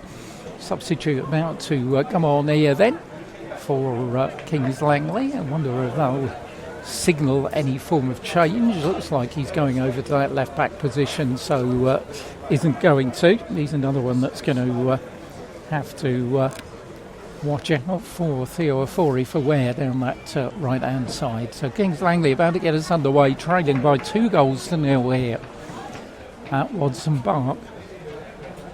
It's going to be Lewis Smith who is going to kick off for us. The referee still waiting. Obviously not got a dinner appointment tonight, the referee. He's taking his time. Come on. Mrs H will have the tea on by the time he gets this started. What's going on? Right, we finally started the second half here at Watson Park, and the substitute Gabler on that far side brings the ball forward fairly convincingly as well. Gets the ball back off of Collier, plays the ball inside for Luke. Luke's ball to Lewis Smith inside the Ware half. As on the far side, it's Gabler who goes down under challenge from Theo Ofori, who protests his innocence. And Kings Langley get themselves a free kick. Luke back to Lewis Smith. Spreads the ball on this near side to Johnson, his skipper. Johnson back for Hugo Atkinson. Here is Jordell Johnson, 8th season with Kings Langley. Long ball forward by Isaac Pedro, who's overhit it. And so I can give you the Kings Langley lineup, which has Gabriel Ortelli, the young 17-year-old, in goal. Anthony Ball at right back. We've now got Michael Gabler at left back. Two central defenders, Hugo Atkinson and Jarrell Johnson. And then in the centre of midfield, Isaac Pedro, Lewis Smith and Darnell Luke, with Ryan Clark, Temu Akamboise and Louis Collier as their attackers. As Collier puts it forward, Jack Grosvenor will let it bounce and then head it back into the arms of Fred Burbage. Where subs, by the way, Ben Siggers, Richard Ennin, Freddie Moncur, Kieran Bishop and Gab Chaps. Can only think that George Ironton's calf is still playing up with that. Yeah. I mean, I saw Steve King's preview yesterday, saying that he was expecting George to be available again for today. But obviously seeing him obviously not starting and not even on the bench, I would imagine that's still a bit of an issue for him. So Fred Burbage has the ball and the goal away to our right-hand side. For a Ware side that, at the moment anyway, in the live table, will be third in the division. As Fred Burbage, left-footed downfield, looking for Theo Ofori. Ball over Theo's head. Gabler goes across to cover the space. And Kings Langley get a throw in. Kings Langley have been very equal, having scored 32 goals in each half. We know about Ware's record, 45 in the second 45 minutes, 29 in the first 45. Very much a second half team. Mitch Harn's got a free kick for Ware, parallel to the edge of the 18-yard area, far side of the field. Joe Dearman goes across as well. Jack Grosvenor and Echo Coker coming up from the back. In fact, it's going to be Joe Dearman who will take it. With the left foot, it's going to curl it in. Takes it, it's another good one. Up goes Grosvenor. Oh, saved by the goalkeeper's legs. It's bouncing about in the area, and finally Isaac Pedro emerges with it. But there was an infringement inside that area, but I think it's after the goalkeeper saved it. Yeah, I think it was. And a great cross there from Joe Dearman. Jack Grosvenor, looking at it get ahead on it. He just didn't seem to sort of get enough power on it, did he? Yeah, just glanced it, didn't he, in the end? But goalkeeper keeps the deficit at 2 for the visitors. Hugo Atkinson, far side of the box, long ball forward, looking for Collier, who's there with Alex Warman, who's hassling him and harrying him. Collier does well. Finds Gabler, who's certainly added something since he's been introduced down that left-hand side. Fred Burbage back with the ball for Ware. 7 clean sheets so far this season for Fred. Ware have failed to score on only 4 occasions. Long kick forward onto their head of ball, but Jack Grosvenor will head it down for David Sota. David Sota looking again for Joe Dearman. Jack Dreyer heads it further forward, and Anthony Ball rather panics and puts it out of play right in front of the Ware dugout, where it's collected by Joe O'Brien. And David Sota will take the throw in. John Clements comes short for him. Down the line for David Sota, down by the corner flag, gets it across the box. Good covering by Isaac Pedro on Jack Dreyer. And Alex Warman's header just goes a little bit awry and out of play for a throw in to Kings Langley. And really, when you look across the back four now, this is a solid unit, isn't it, with Fred Burbage? So I guess a very solid back five, which the success of recent months really has been built on. Yeah, absolutely. I think it's been crucial, hasn't it, to the recent performances, and Paul's were really, as you say, really solid back line, and it's been very lacking in letting in goals. Here's Theo Ofori from the edge of the area. Good save by the goalkeeper. Paws it away as it looks to be creeping into the near post. Kings Langley architects of their own downfall again, giving the ball away cheaply. And Theo Ofori, who was really up for it this afternoon, thumped another one in, which the young goalkeeper Ortelli did well to save. Throw in taken. Finds Theo on that far side. Gabler with the challenge, but just runs the ball out of play as another substitute for Kings Langley goes for a stroll down the line. Throw's going to be taken by Mitch Hahn. It's going to be a long one because Grosvenor and Coker have come up from the back. Coker inside that 6-yard box, but it's Isaac Pedro gets his head to it first. Lewis Smith gives it back to Mitch Hahn, drives it across the box and high over the top for a goal kick to Kings Langley. And I haven't seen Jordan Parks actually. Where is he? He must be down there somewhere. But, I did see him just wandering around in front of us. So I see. I think is that him leaning on the fence? Oh, it probably is. Yeah, I think it is. I say Paul Halsey has stopped the Where's Paul routine. Then we haven't seen him pop up on the stand this afternoon. He's been down there all day. He's been down there all the time. Yeah. I think it was something to do with the book. Not Where's Wally, Where's Paul. Produced that one for the season. Commemorative edition as Collier picks the ball up, brings in Gabler. It's got to be said, Kings Langley in the opening 7 minutes of this half not showing too many signs of getting back in the contest at the moment. And so it's picked up by Darnell Luke. The ball forward by in by Echo Coco. Got the ball. The referee's reaching for a yellow card, which it will be, and it was the follow through that got the player. A lot of yells, but Echo protesting his innocence. He's going to get a yellow card, but it'd be an incredibly harsh red one. Yeah, it would be. It's a yellow card, and as you say, he's got the ball on the initial tackle, but it's the trailing leg and the follow through that's brought the player down and caused the yelps and screams from everyone, and caused obviously the referee to pull the yellow card out of his pocket. Yeah, it's referee Mr. Evans. You missed it in the intro. He's the referee that sent Darian Furlong off here against Stopfold, and when we did the game between Hart and Waltham Abbey, he was the referee that sent off 2 Waltham Abbey players as well. Oh right, yes. So another repeat ref that we've had before. Likes flourishing the red cards, but he didn't on that occasion. Echo go get the first card produced by the referee in the book. Isaac Pedro and Lewis Smith going to take the kick. Lewis Smith sends Isaac Pedro to the right hand side of the box, whose cross just waywardly goes behind. Paul Wolsey's not happy though that Ware didn't turn on, and Isaac Pedro was released on the right hand side of the box. But Paul Halsey, who knows that, he did say, we talked to him after the Bedford game and he said this will be worth nothing if we don't get a result at Tame. They got that, looking to conclude an Easter double there with 3 more points against Kings Langley, and he will certainly look for a little bit of retribution more than anything else against Kidlington next Saturday. They will be expected to win that. They've got to go to Aylesbury United as well. They'll be expected to win that as well.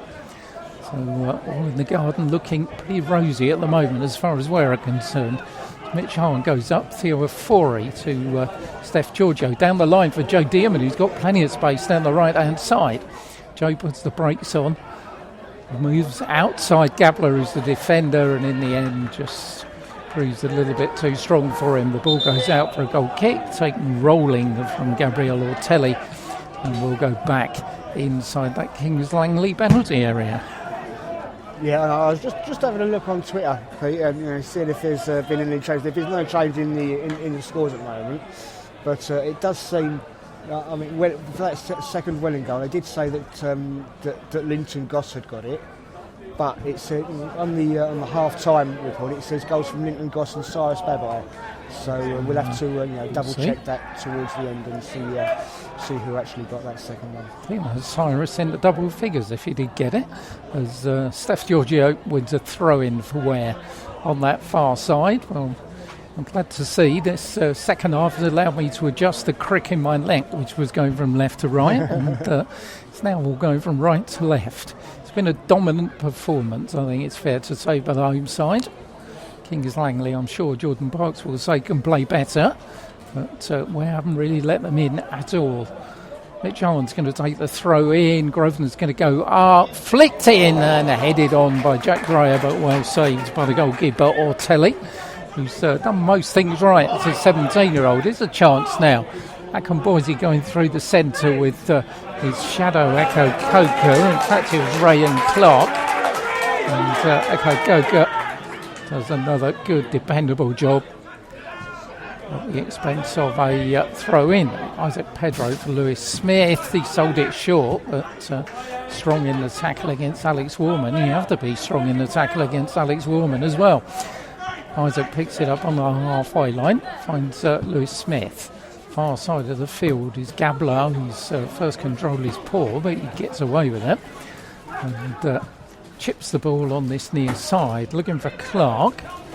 Clark will keep the ball in. I haven't seen much of him really, as he puts it back to Anthony Ball. Far post, Akinboise going up, can't collect it. Collier's going to keep it in, can he? No, he can't. And it will be a goal kick to Ware. Fred Burbage will take. Someone's turned the PA on. I think Norman Collier's in the house again, I think. He's back in. Get the PA. Quite a short. No idea what they're saying. No idea what that said, but whatever it is. Fred Burbage will restart from the goal away to our right-hand side. We're leading 2-0 there on 90 Minutes Live in association with Easy Shelf Direct. And talking of Easy Shelf, it's really been Easy Street for the home side so far. Kings Langley haven't offered a lot, where should be more than two in front. But as the ball has gone out of play again on that far side of the field, waiting for someone to retrieve it from the trees. As look down and don't see too much activity on either bench. In fact, another ball's come from the bench, where of course will be just rebounds off the side of a spectator on that far side. Everybody rather unkindly chuckles. It's no like a spectator being hit by a ball at a football match, is it? No. He didn't seem too fazed by it though, did he? So thankfully he's still on the feet. There's always that and the referee falling over. Then the two things that always get a chuckle. As John Clements gives the ball away to Anthony Ball. His ball brings out Clark against David Sota.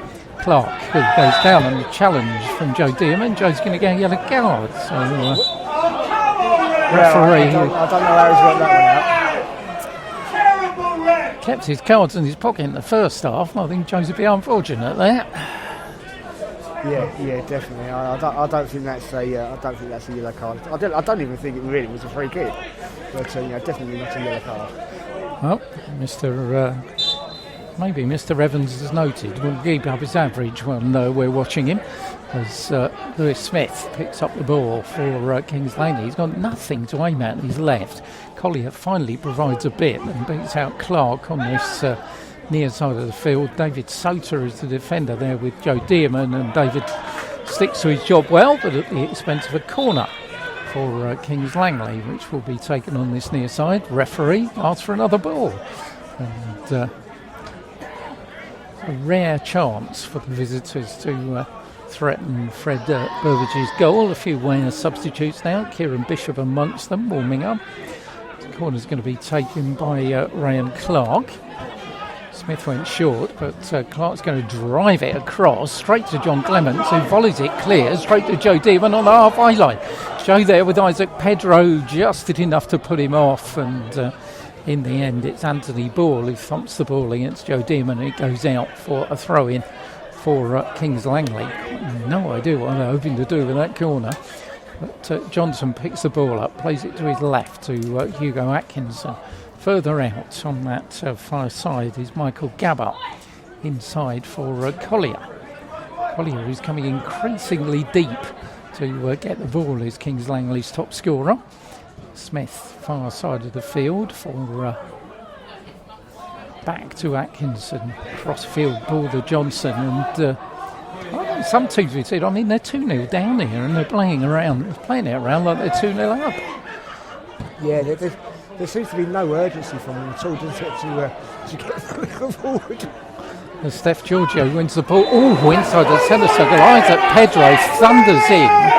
Ware get a free kick, and quite rightly they're saying, well, if Joe Dearman gets a yellow card, then surely that one is as well. But referee Mr. Evans is not impressed, and it's not going to produce a card. But you've got to say, we like consistency, and there is no consistency shown in those two challenges by a referee. No, there's not at all, is there? And as you say, all we need is a bit of consistency. If you're going to, give cards for such tackles and this and that and whatever, then keep it fair for both sides. And that is is a very poor challenge, and equal to what's happened before with the yellow cards.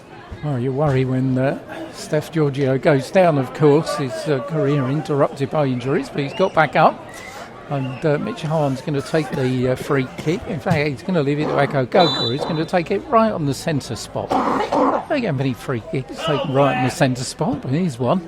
Chips it forward. Look for Jack Grosvenor to come up. Jack heads it down, but can't direct it towards John Clements. And Ortelli will come out and get it for Kings Langley. Bowls it out to Hugo Atkinson. 16 minutes are gone in the second half here on 90 Minutes Live in association with Easy Shelf Direct. Pete and Simon with you for an Easter Monday, bringing you Step 4 football, which we will be doing for the remaining Saturdays of the season, and we very much hope the playoff semi-finals, and of course very much hope the playoff final, but a lot of football to be played before we reach that, as David Sota gets it for Ware, forward looking for Joe Dearman, who would have been offside, and ball's header takes it back to Ortelli, who bowls it out, and Ortelli again, far side, looks for Michael Gabler, takes it down on his chest, brings the ball back to Lewis Smith. Smith bringing the ball across, beckons Michael Ball towards him, ball goes back to Jorel Johnson. Johnson back for Lewis Smith to Hugo Atkinson, and once more, almost walking pace from Kings Langley. If you just walked into this game, you would feel they were the team in front. But they are, in fact, the team that was 2-0 down. As Isaac Pedro has it midway inside his own half, just nips it away from the challenge from Joe Dearman. Brings in Jordell Johnson, who brings in Hugo Atkinson, who finally is going to come forward. And then thumps the ball aimlessly into the arms of Fred Burbage. I mean, they're playing almost as if you see teams playing in the last couple of games of the season when they're halfway on their summer holidays, and all right, they're not really sort of like they're not really in a relegation battle. They're not really going to get into the playoffs really, and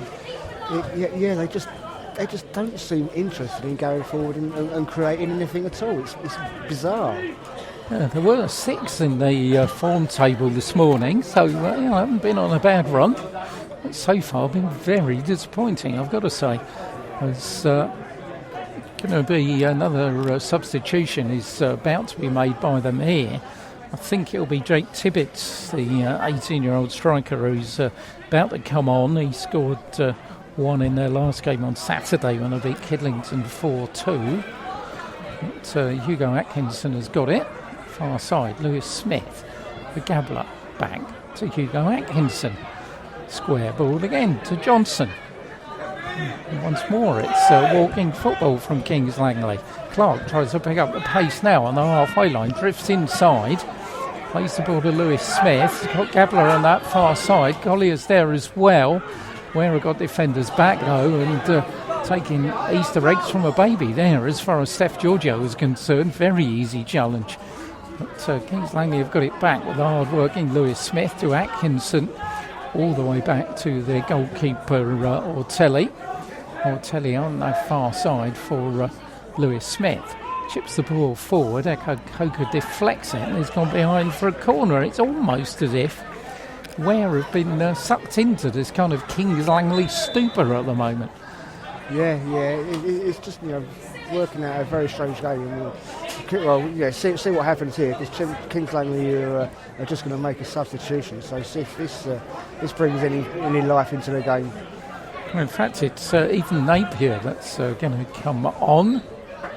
He's a midfield player, 18-year-old.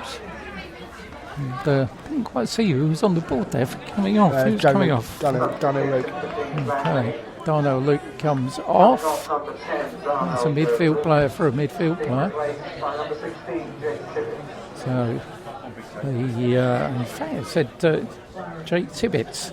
Maybe the numbers changed on the team sheet, so Jake Tibbetts is on as a striker as the corner comes high, and Jack Grosvenor just lets it go and out of play for a goal kick to Kings Langley. I'll just bring you up to date with a couple of scores, Pete. It's between Bedford Town and Biggleswade Town. It is still 1-0 to Bedford. AFC Dunstable have equalised, so that is 1-1. Jason Hallett has scored for Wolfram Abbey, so they are now 4-0 up on Hertford.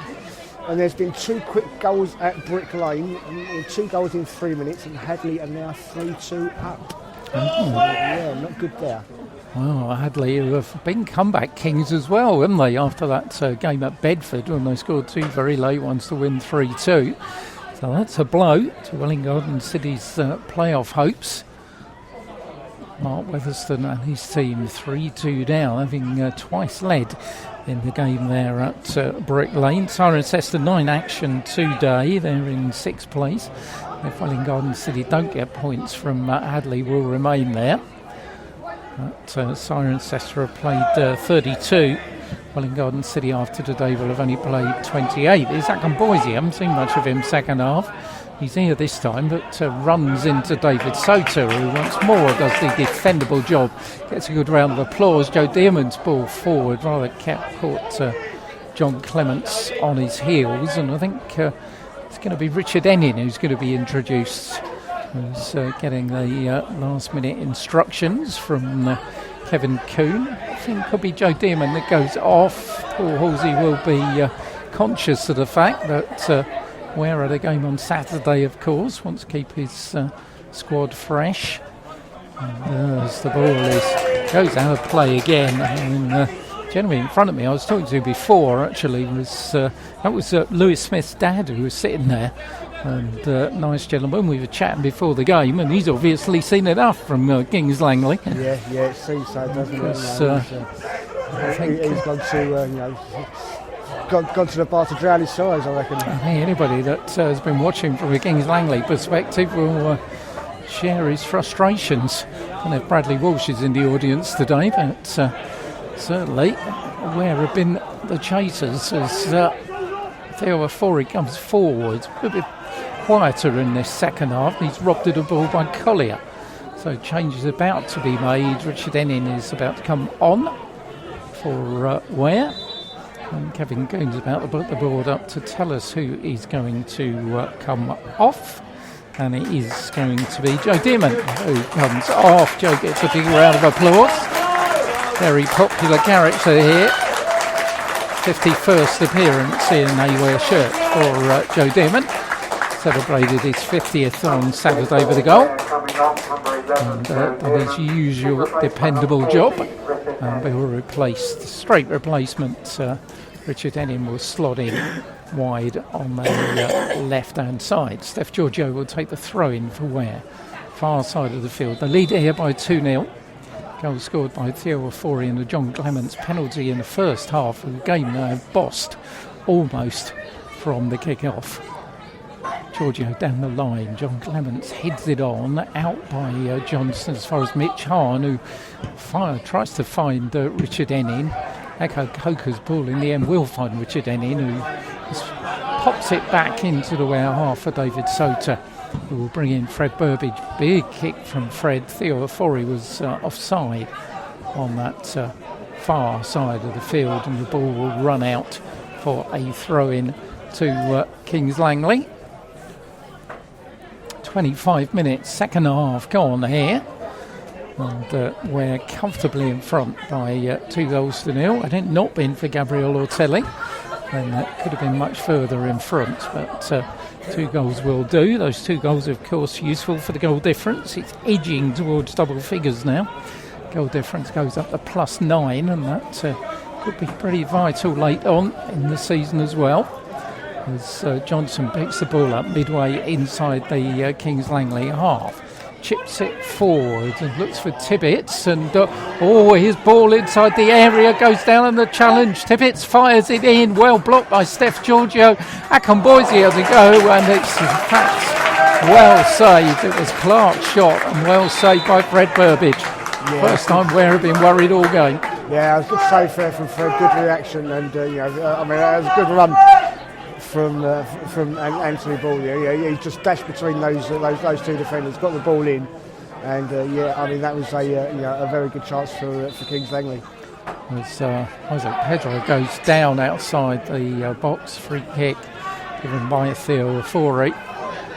Kings Langley looking dangerous. There was a really good block by Steph Giorgio in that passage of play as well.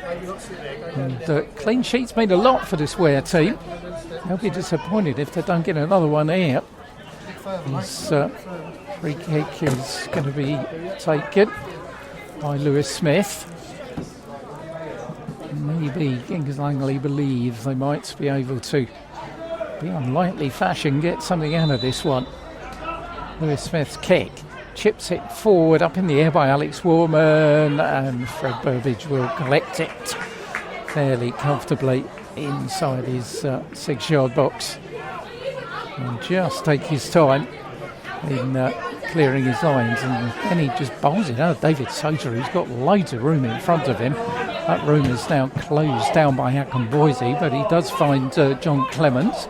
Clements under challenge from Anthony Ball, who does well, and the ball goes out for a throw into Kings Langley, which Isaac Pedro takes quickly and finds Lewis Smith. Back for Hugo Atkinson on the edge of his 18-yard area. Isaac Pedro picks it up once more for Kings Langley. Here's Anthony Ball. Chips it forward. Grosvenor's watching it go over his head, and Fred Burbage will come out and collect it. Kevin Goon's got the board up again, which would seem to signal we're about to make another change. Kieran Bishop is about to come on. Could be John Clements who goes off, although he didn't play on Saturday, of course. So might be a different change from Paul Halsey. Could take Theo Ofori off, push Bish down the right-hand side. Plenty of options. Very strong Ware benches these days, and also chance for some of the youngsters with Gav Chaps there on the bench as well. Kai Summers, the young central defender, was on the bench on Saturday. Ball over David Sota's head. Akamboise is there with him, and the ball will just run out for a goal kick. And Kieran Bishop is about to make an appearance, and we'll see which number goes up. 9 or 7, I think.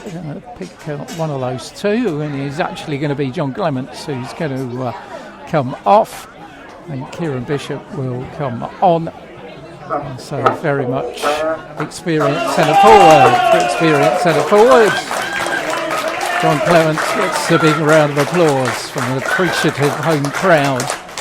Sun comes out, all is right with the world at Watson Park. We're leading by 2-0. Though having said that, they've made the substitution, and Theo Ofori's gone down now. Yeah, that's not a good sign, is it? And hopefully he's all right. The referee's going over to check him. He's just calling the trainer, physio, stroke this, stroke that with over, and I don't know who that is. I don't know who that is. It's a new one. It's not Victoria, that's for sure. No. Not unless she's had a very severe haircut. Well, but hopefully Theo's going to be okay, so we just have to wait and see what happens. Well, I think if Theo's not okay, you should think it would probably be an opportunity for young Gab Chaps, but we will see. I don't know whether they saw him when they were making that substitution or not, because everybody was looking at John Clements coming off and Kieran Bishop coming on, and they weren't actually looking at Theo on that far side. But, no. I mean, I hadn't even seen him go down, so I don't know what it was all about. I don't know when he actually did go down. But as you say, we were watching towards the centre of the park where Clemo was. But thankfully Theo's up on his feet now, so hopefully he's going to be okay to continue. Theo's going off to come on. We're leading here 2-0. The half are getting thumped at cover shots. 4-0 down against Waltham Abbey. And Welwyn Garden City having twice led 3-2 down at Hadley so far. And in the big game at the top of the table, Biggleswade Town 0, Bedford 1. Are Biggleswade wobbling? They lost that game against Cirencester. They had their game on Saturday called off against Welwyn Garden City. So championship still up for grabs. As ball's picked up by Collier, and Jack Drought does a good job of closing down space on him. Hassled by Alex Warman. Anthony Ball has it. Plays the ball to Collier again. Collier backpedals a little bit. Has to go backwards to Lewis Smith. Lewis Smith's ball to Ackham Boise, back into his own half for Anthony Ball, and Kings Langley had 5 forward at the time. We've got to build again, no flag coming up, and Jack Grosvenor has to put on the afterburner a bit, stretch out one of those long legs and rob Ackham Boise and put it out for a throw in on this near side of the field, which will be taken by Isaac Pedro. And Jordan Parks will know his side have performed a little bit better in this second half, although I've got to say some of it is down to the fact Ware have taken their foot off the pedal a little bit. It's been an unware-like performance, better in the first half than second. Ackham Boise puts it across, pushed out by Fred Burbage with his legs. Ball picks up the ball again. Clark's on the edge of the area, but Ware have got enough shirts there. Here is Theo Ofori, only Kieran Bishop in front of him. Bishop picks the ball up under challenge from Atkinson, plays it further on for Theo, going down the right-hand side. Theo's going into the area here, he's not got too much support, and in the end gives it straight to Isaac Pedro. And we're slow in getting players forward on that far side. Clark's got it. Since Tebbets has come on to play through the centre, he's played on that left-hand side, and in the end his shot takes a deflection and goes behind for a corner, which will be taken on this near side of the field. 13 minutes plus time added on remaining. Alex Warman's the latest one to go down. Well, I think he's going to need a little bit of treatment as well from our new physio, who we'll have to identify after the game. Freddie Moncur's on the bench, of course, would be a natural replacement. He's just gone to have a little bit of a warm-up, and not tempting fate, but 2-0 up, and still Alex Woodman and Jack Grosvenor are yet to finish on a losing side for Ware. Keep it quiet. Keep it quiet. Yeah, but I mean, we've said all along, haven't we? What an important signing. Well, they both were. They've really sort of stabilised things, and you were saying earlier about the back line. Being really sort of solid and dependable now, and I mean we've said before about signings of the season, but those two were right at the top of the contention for that, aren't they? Yeah, absolutely. Corner's going to be taken on this near side. Alex is okay and going to rejoin us.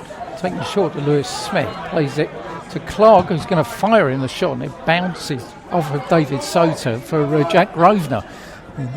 Plays the ball down the line looking for Theo, and Theo in the end just manages to win a throw in on that far side of the field. So time ebbing towards another 3 points for Ware here at Watson Park, and a 7th consecutive home victory. And that will equal a record, I was saying earlier, that they set in 2002-03 when they won 7 on the trot. And we'll have us looking at the record books for the time they won 8 on the trot, as Steph Giorgio goes down, plays the ball across the area, it goes across everybody. Richard Ennings in the box here. Richard Ennings still going, and in the end he wins nothing because the ball goes behind for a goal kick. Steph Giorgio again causing problems down that right-hand side. He's had a solid game as the right-back. As the ball on the far side, Gabler can't keep it in. And tamely, Kings Langley give Ware a throw-in deep inside Kings Langley territory. Steph Giorgio will go across and take the throw-in for Paul Halsey's team. Paul Halsey in his 177th game in charge of Ware and his second time here. Was appointed back in August 2018, but had those 2 COVID seasons where everything was expunged, so don't count those 2 seasons. 177 games for Paul. As Johnson on this near side picks it up for Kings Langley. Tebbets can't control his header, and once more Jack Grosvenor is there with Akinboise.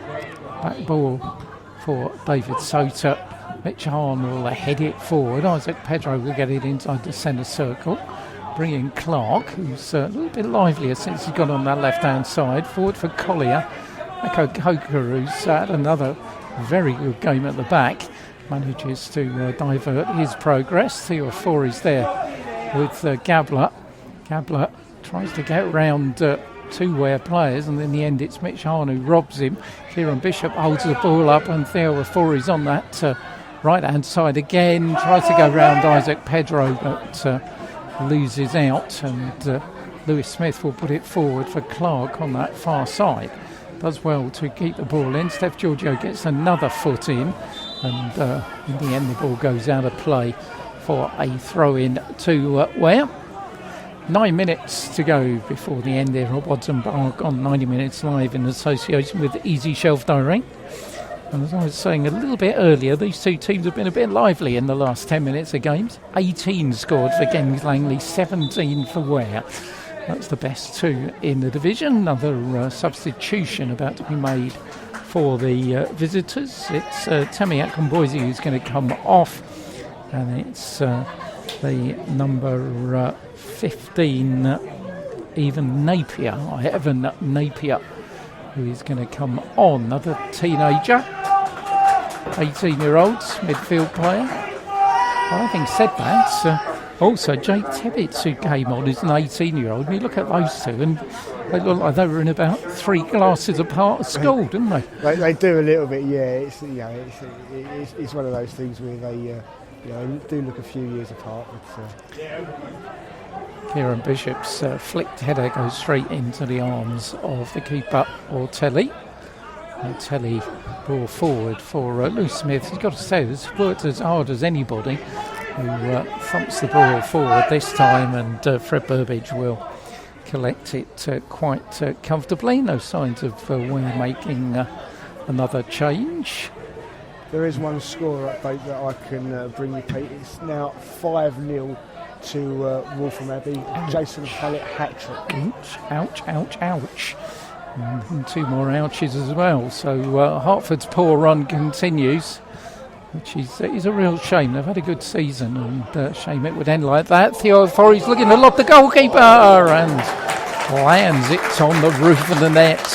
Ortelli wasn't too sure, and almost adding one to the collection there. It did, yeah. I mean, it just didn't get down in time, did it? It's an audacious shot. He's had the right idea. He's seen the keeper off his line and seen the opportunity there, but he just couldn't bring it down in time. Atkinson forward for Collier, back for Johnson, and Collier picking it up again inside his own half. Louis Collier plays the ball to Isaac Pedro, who had the blue shirts all round him. Atkinson again far side for Lewis Smith. Once again, not much pace about it from Kings Langley. Collier shows Kieran Bishop a clean pair of heels, but then turns the ball back inside his own half for Hugo Atkinson. Isaac Pedro near side for Anthony Ball, back into his own half for Jordell Johnson. Jordell Johnson for Lewis Smith, who plays the ball for Isaac Pedro just inside the Ware half. Forward ball touched on by a substitute Napier. Bit of concerted possession from Kings Langley, but they're not really getting far with it, and in the end they get nowhere because it goes all the way back and straight through for Fred Burbidge. 5 minutes to go, and time to think about man of the match, and I suppose it's down to me, which I never like doing. There's a few candidates certainly in line in blue and white shirts this afternoon. I'll have a think about it and make an announcement just before the end of this one. But Kings Langley still fancied a chance with their record of scoring in the last 10 minutes of games, but they really are going to have to hurry up. They've been immensely disappointing for a team in 9th place in the table, it's got to be said. Ware have bossed things the majority of the game. Fred Burbidge has made a couple of saves, but that apart has been all the Ware. Isaac Pedro on this near side. Ball for Anthony Ball. Tebbett's control is none too certain. He gives it away to Richard Ennin, who does well. Finds Kieran Bishop. It's Richard Ennin going down the left-hand side. Richard Ennin looking for some support. Finds it Alex Warman, who finds it again. And the ever-dependable Jack Grosvenor. Echo forward for Alex Warman. Alex far side for Steph Giorgio. Down the line looking for Theo Ofori. Mitch Hahn's taking a run. Lovely back here by Theo. Releases Mitch Hahn. Here's Theo again on the edge of the box. Theo coming in. Fires in the shots and in to the back of the net. He limps away, but he's had a great afternoon, and so have Ware. 2 for Theo Ofori.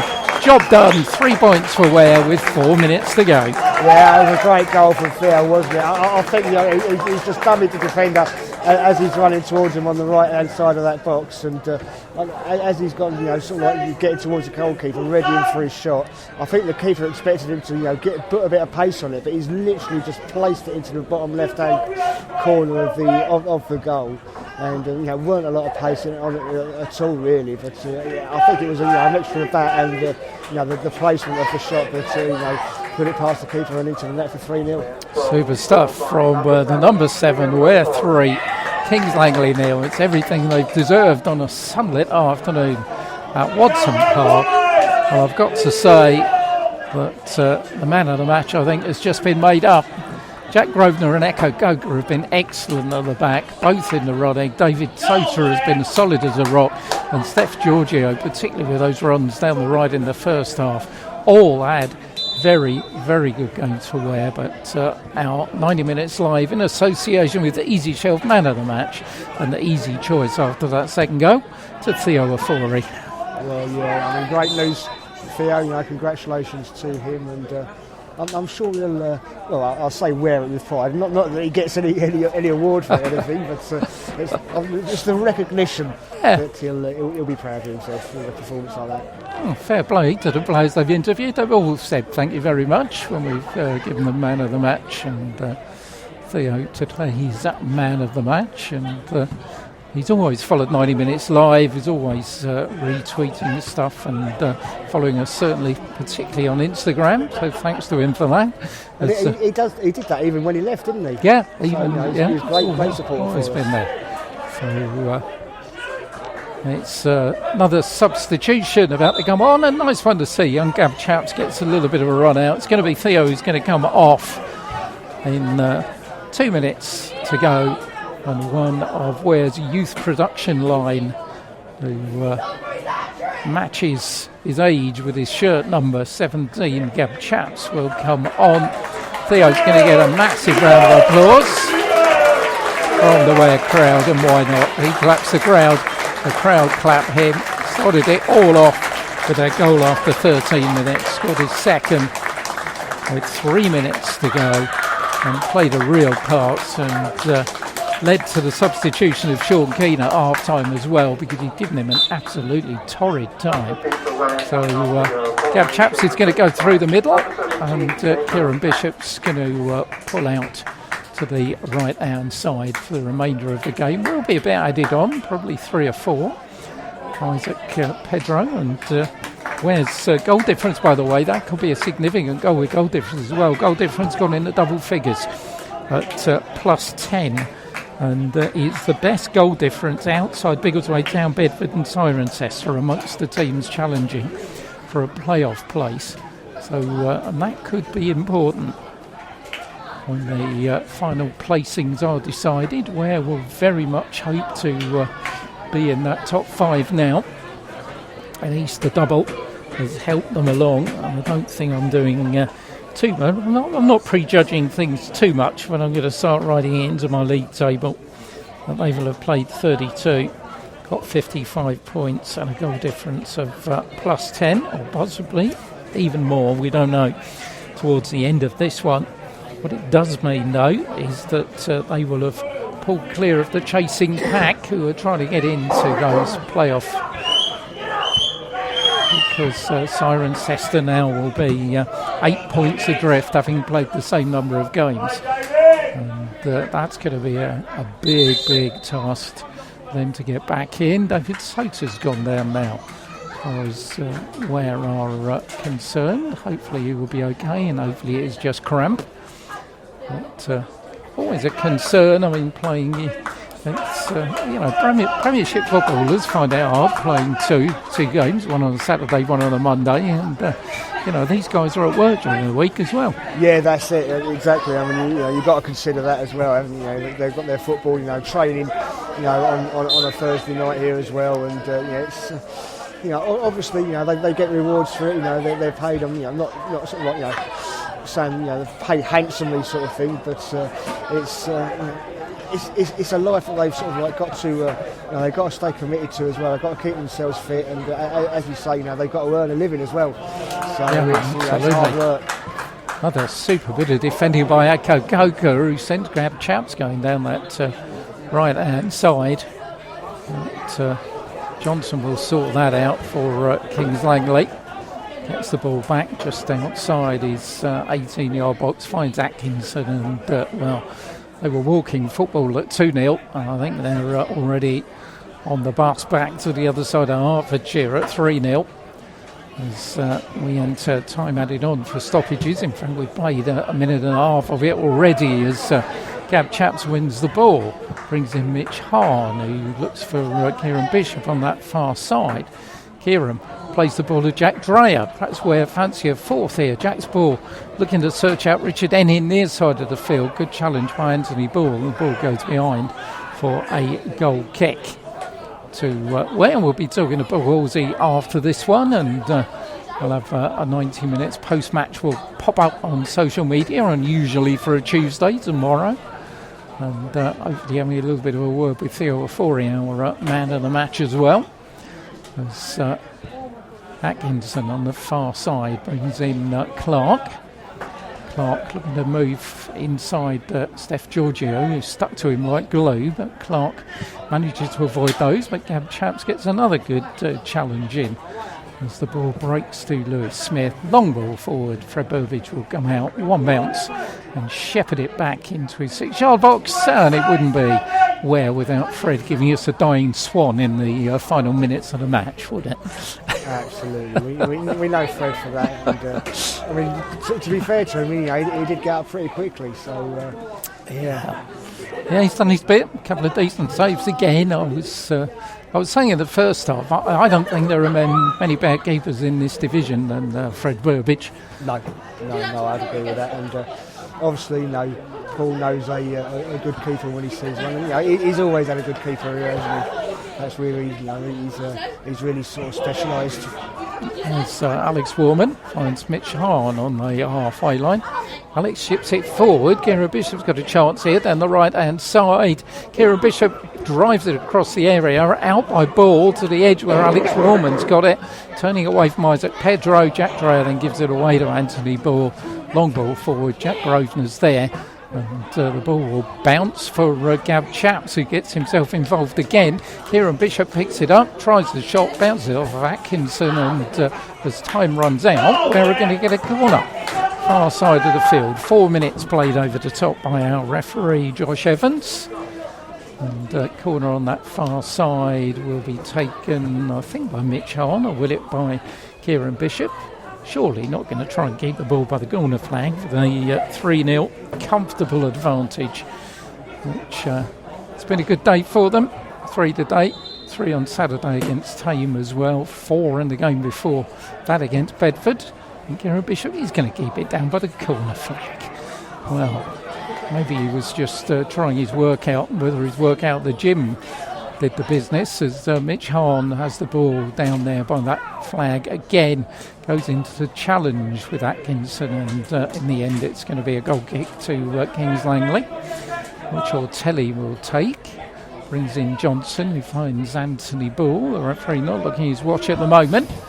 So we still play on here. Bright sunshine. As someone from the crowd whistles that he wants it to be all over. As the ball threads its way on the far side to Michael Gabler. Down the line for Clark. Clark has got Steph Giorgio all over him. Both fullbacks have really played their part this afternoon in blunting anything that Kings Langley did want to send it forward, as Steph Giorgio robs Clark of the ball, but the ball goes out for a throw in. This is one of those games really where you think Kings Langley are not going to get back into this, so just let everybody go and have a cup of tea and enjoy the sunshine, isn't there?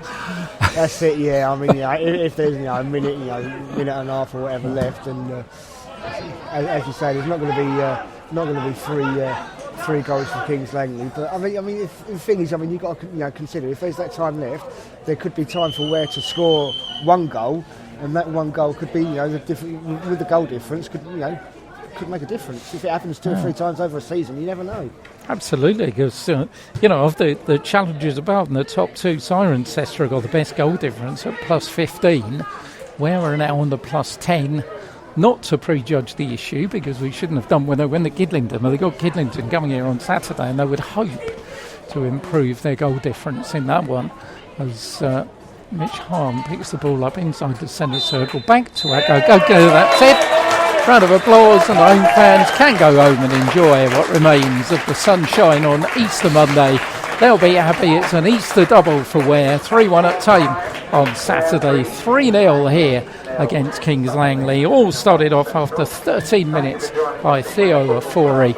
John Clements made it 2 just before the break with a penalty, and then Theo Afori 3 minutes before the end curled one in past the young goalkeeper Ortelli to secure another 3 points for Ware, and really in a game that they bossed from beginning to end.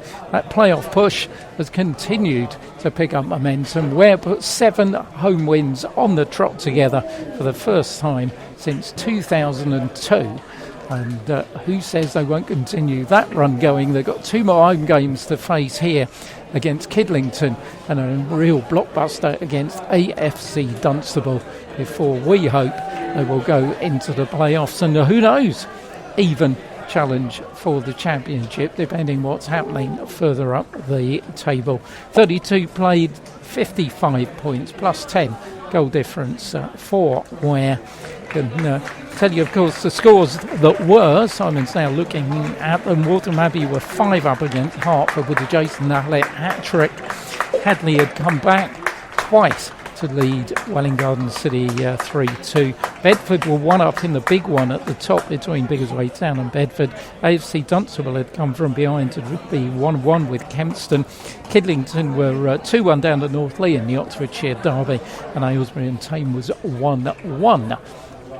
We will see what has happened in the second halves of those games, as it's high fives all round for the Ware squad as they gather for their usual little circle when they get round manager Paul Horsey, and we'll just have a few words with them. A little bit later on he'll be having a few words with us. He'll be smiling, I think, when we go into his office, and those words you'll be able to hear on 90 Minutes Live post-match. Watch out our social media channels for that, and we also hope to be having a little bit of a word with the 90 Minutes Live in association with Easy Shelf man of the match Theo Afori. Scored 2, was involved in everything, and he was involved in the move, of course, that led to the penalty. The challenge on Joe Dearman, well, was it inside, was it outside? Jordan Barks, the Kings Langley manager, wasn't impressed, but that particular decision by a referee, Josh Evans, but in the end, wouldn't have mattered. They weren't going to get back into the game. And, we'll see what they do and regroup, because we could well be watching them this time. Next Saturday. This time is Monday, of course. On Saturday, Welwyn Garden City against Kings Langley is our next little venue. But for now, let's see what's been happening around the league and what the table looks like tonight. Yeah, there's still a couple of games going on, so I'll leave those for 1 second. Tame United, they got a second half goal against Aylesbury to take all 3 points. They won 2-1. Barton Rovers, they doubled their half-time lead, and they won the game 2-0 against Leighton Town. Biggleswade, half-time it was 1-1 between them and Stockfold. Biggleswade have made it 3 points for them and winning 3-1. Kidlington, they good second half comeback from Kidlington. They ran out 4-2 winners against Northley after being 2-1 down at half-time. And it was Wolfram Abbey 5, Hertford Town 1. Joe Nardelli with the goal there. I'm just waiting. Kempston versus AFC Dunstable still hasn't finished yet. That is 1-1. There's been a head injury to a Bedford player. There was 6 minutes of added time, but there's been a head injury to a Bedford player. So it seems like it might be, quite a lengthy stoppage as well. So they are still 1-0 up. And it's not quite finished, I don't think, between Welwyn Garden City and Hadley. It is still 3-2 to Hadley. I'll just check on Hadley's Twitter, see if they've got anything up about the final score. No, they're still into stoppage time, so we're still waiting for a couple of full-time results, but that's the latest. Well, it's interesting. Kidlington have done themselves a favour at the bottom then, because they pulled out the bottom two. Because the bottom two tonight will be Kempston and Tame. Despite that performance, are still going to be at the bottom of the table. In fact, they're not going to be bottom, they're going to be 18th. Kempston will drop to the bottom. Tame will be 1 place above them, both on the same number of points. Tame's goal difference minus 23, Kempston's minus 30, and Kidlington will be out of the bottom two, 31 points, minus 19. So looking at the top, well, let's look at it. If Bedford are going to maintain that advantage against Biggleswade Town, they will go top tonight with 57 points. Biggleswade Town in second will have 56. AFC Dunstable will have 55, but Ware will have a better goal difference. So Ware will be up to third with 55 points. And the significant thing about that is also that Ware will suddenly be 2 points off the top of the table. We're talking about playoffs here. Yeah. This could be championship. Well, it could be. It could be. I mean, obviously, they're going to have a say in it. So, absolutely. I mean, I know from when Paul talks to David Square, David suggested, winning the title to him, and Paul's kind of laughed it off and said, no, there's no hope for that. We just want to make playoffs. But he might look at the table and he might think to himself, we've got a chance, of maybe winning the title. But I think, for him for now, the main aim, solely for playoffs, and I don't think he'll entertain any talk of, title. Well, maybe we'll ask him and see, but certainly, I mean, you look at the top of the table here, 57, 56, 55, 55 and 54. It can't be bad going into the last few weeks of the season like that. I think the losers have been the teams that are chasing, because Cirencester now played 32-47, found themselves 7 points adrift of those playoff places, albeit they'll have a game in hand on Waltham Abbey, but that's still a tall order. And Welwyn Garden City, of course, well, they're using those games up. 28-44 if they haven't got back into it at Hadley. They're 10 points adrift now of Waltham Abbey with 5 in hand, and suddenly, no, it has been 3-2, so that's a poor afternoon for Mark Weatherstone's side. And the more you look at it, the more you think that it could be Biggleswade Town, Bedford, AFC Dunstable, Ware and Waltham Abbey.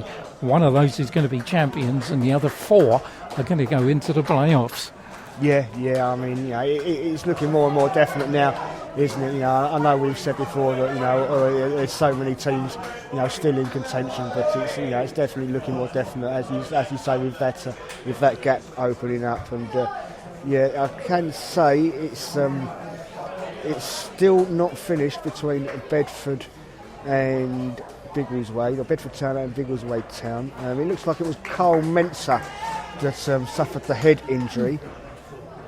It seems like he's back on the pitch. He was having his head bandaged and also having to change his shirt. So hopefully Carl is okay, and we'll yes, as I say, so still 1-0 to Bedford, but still not over there.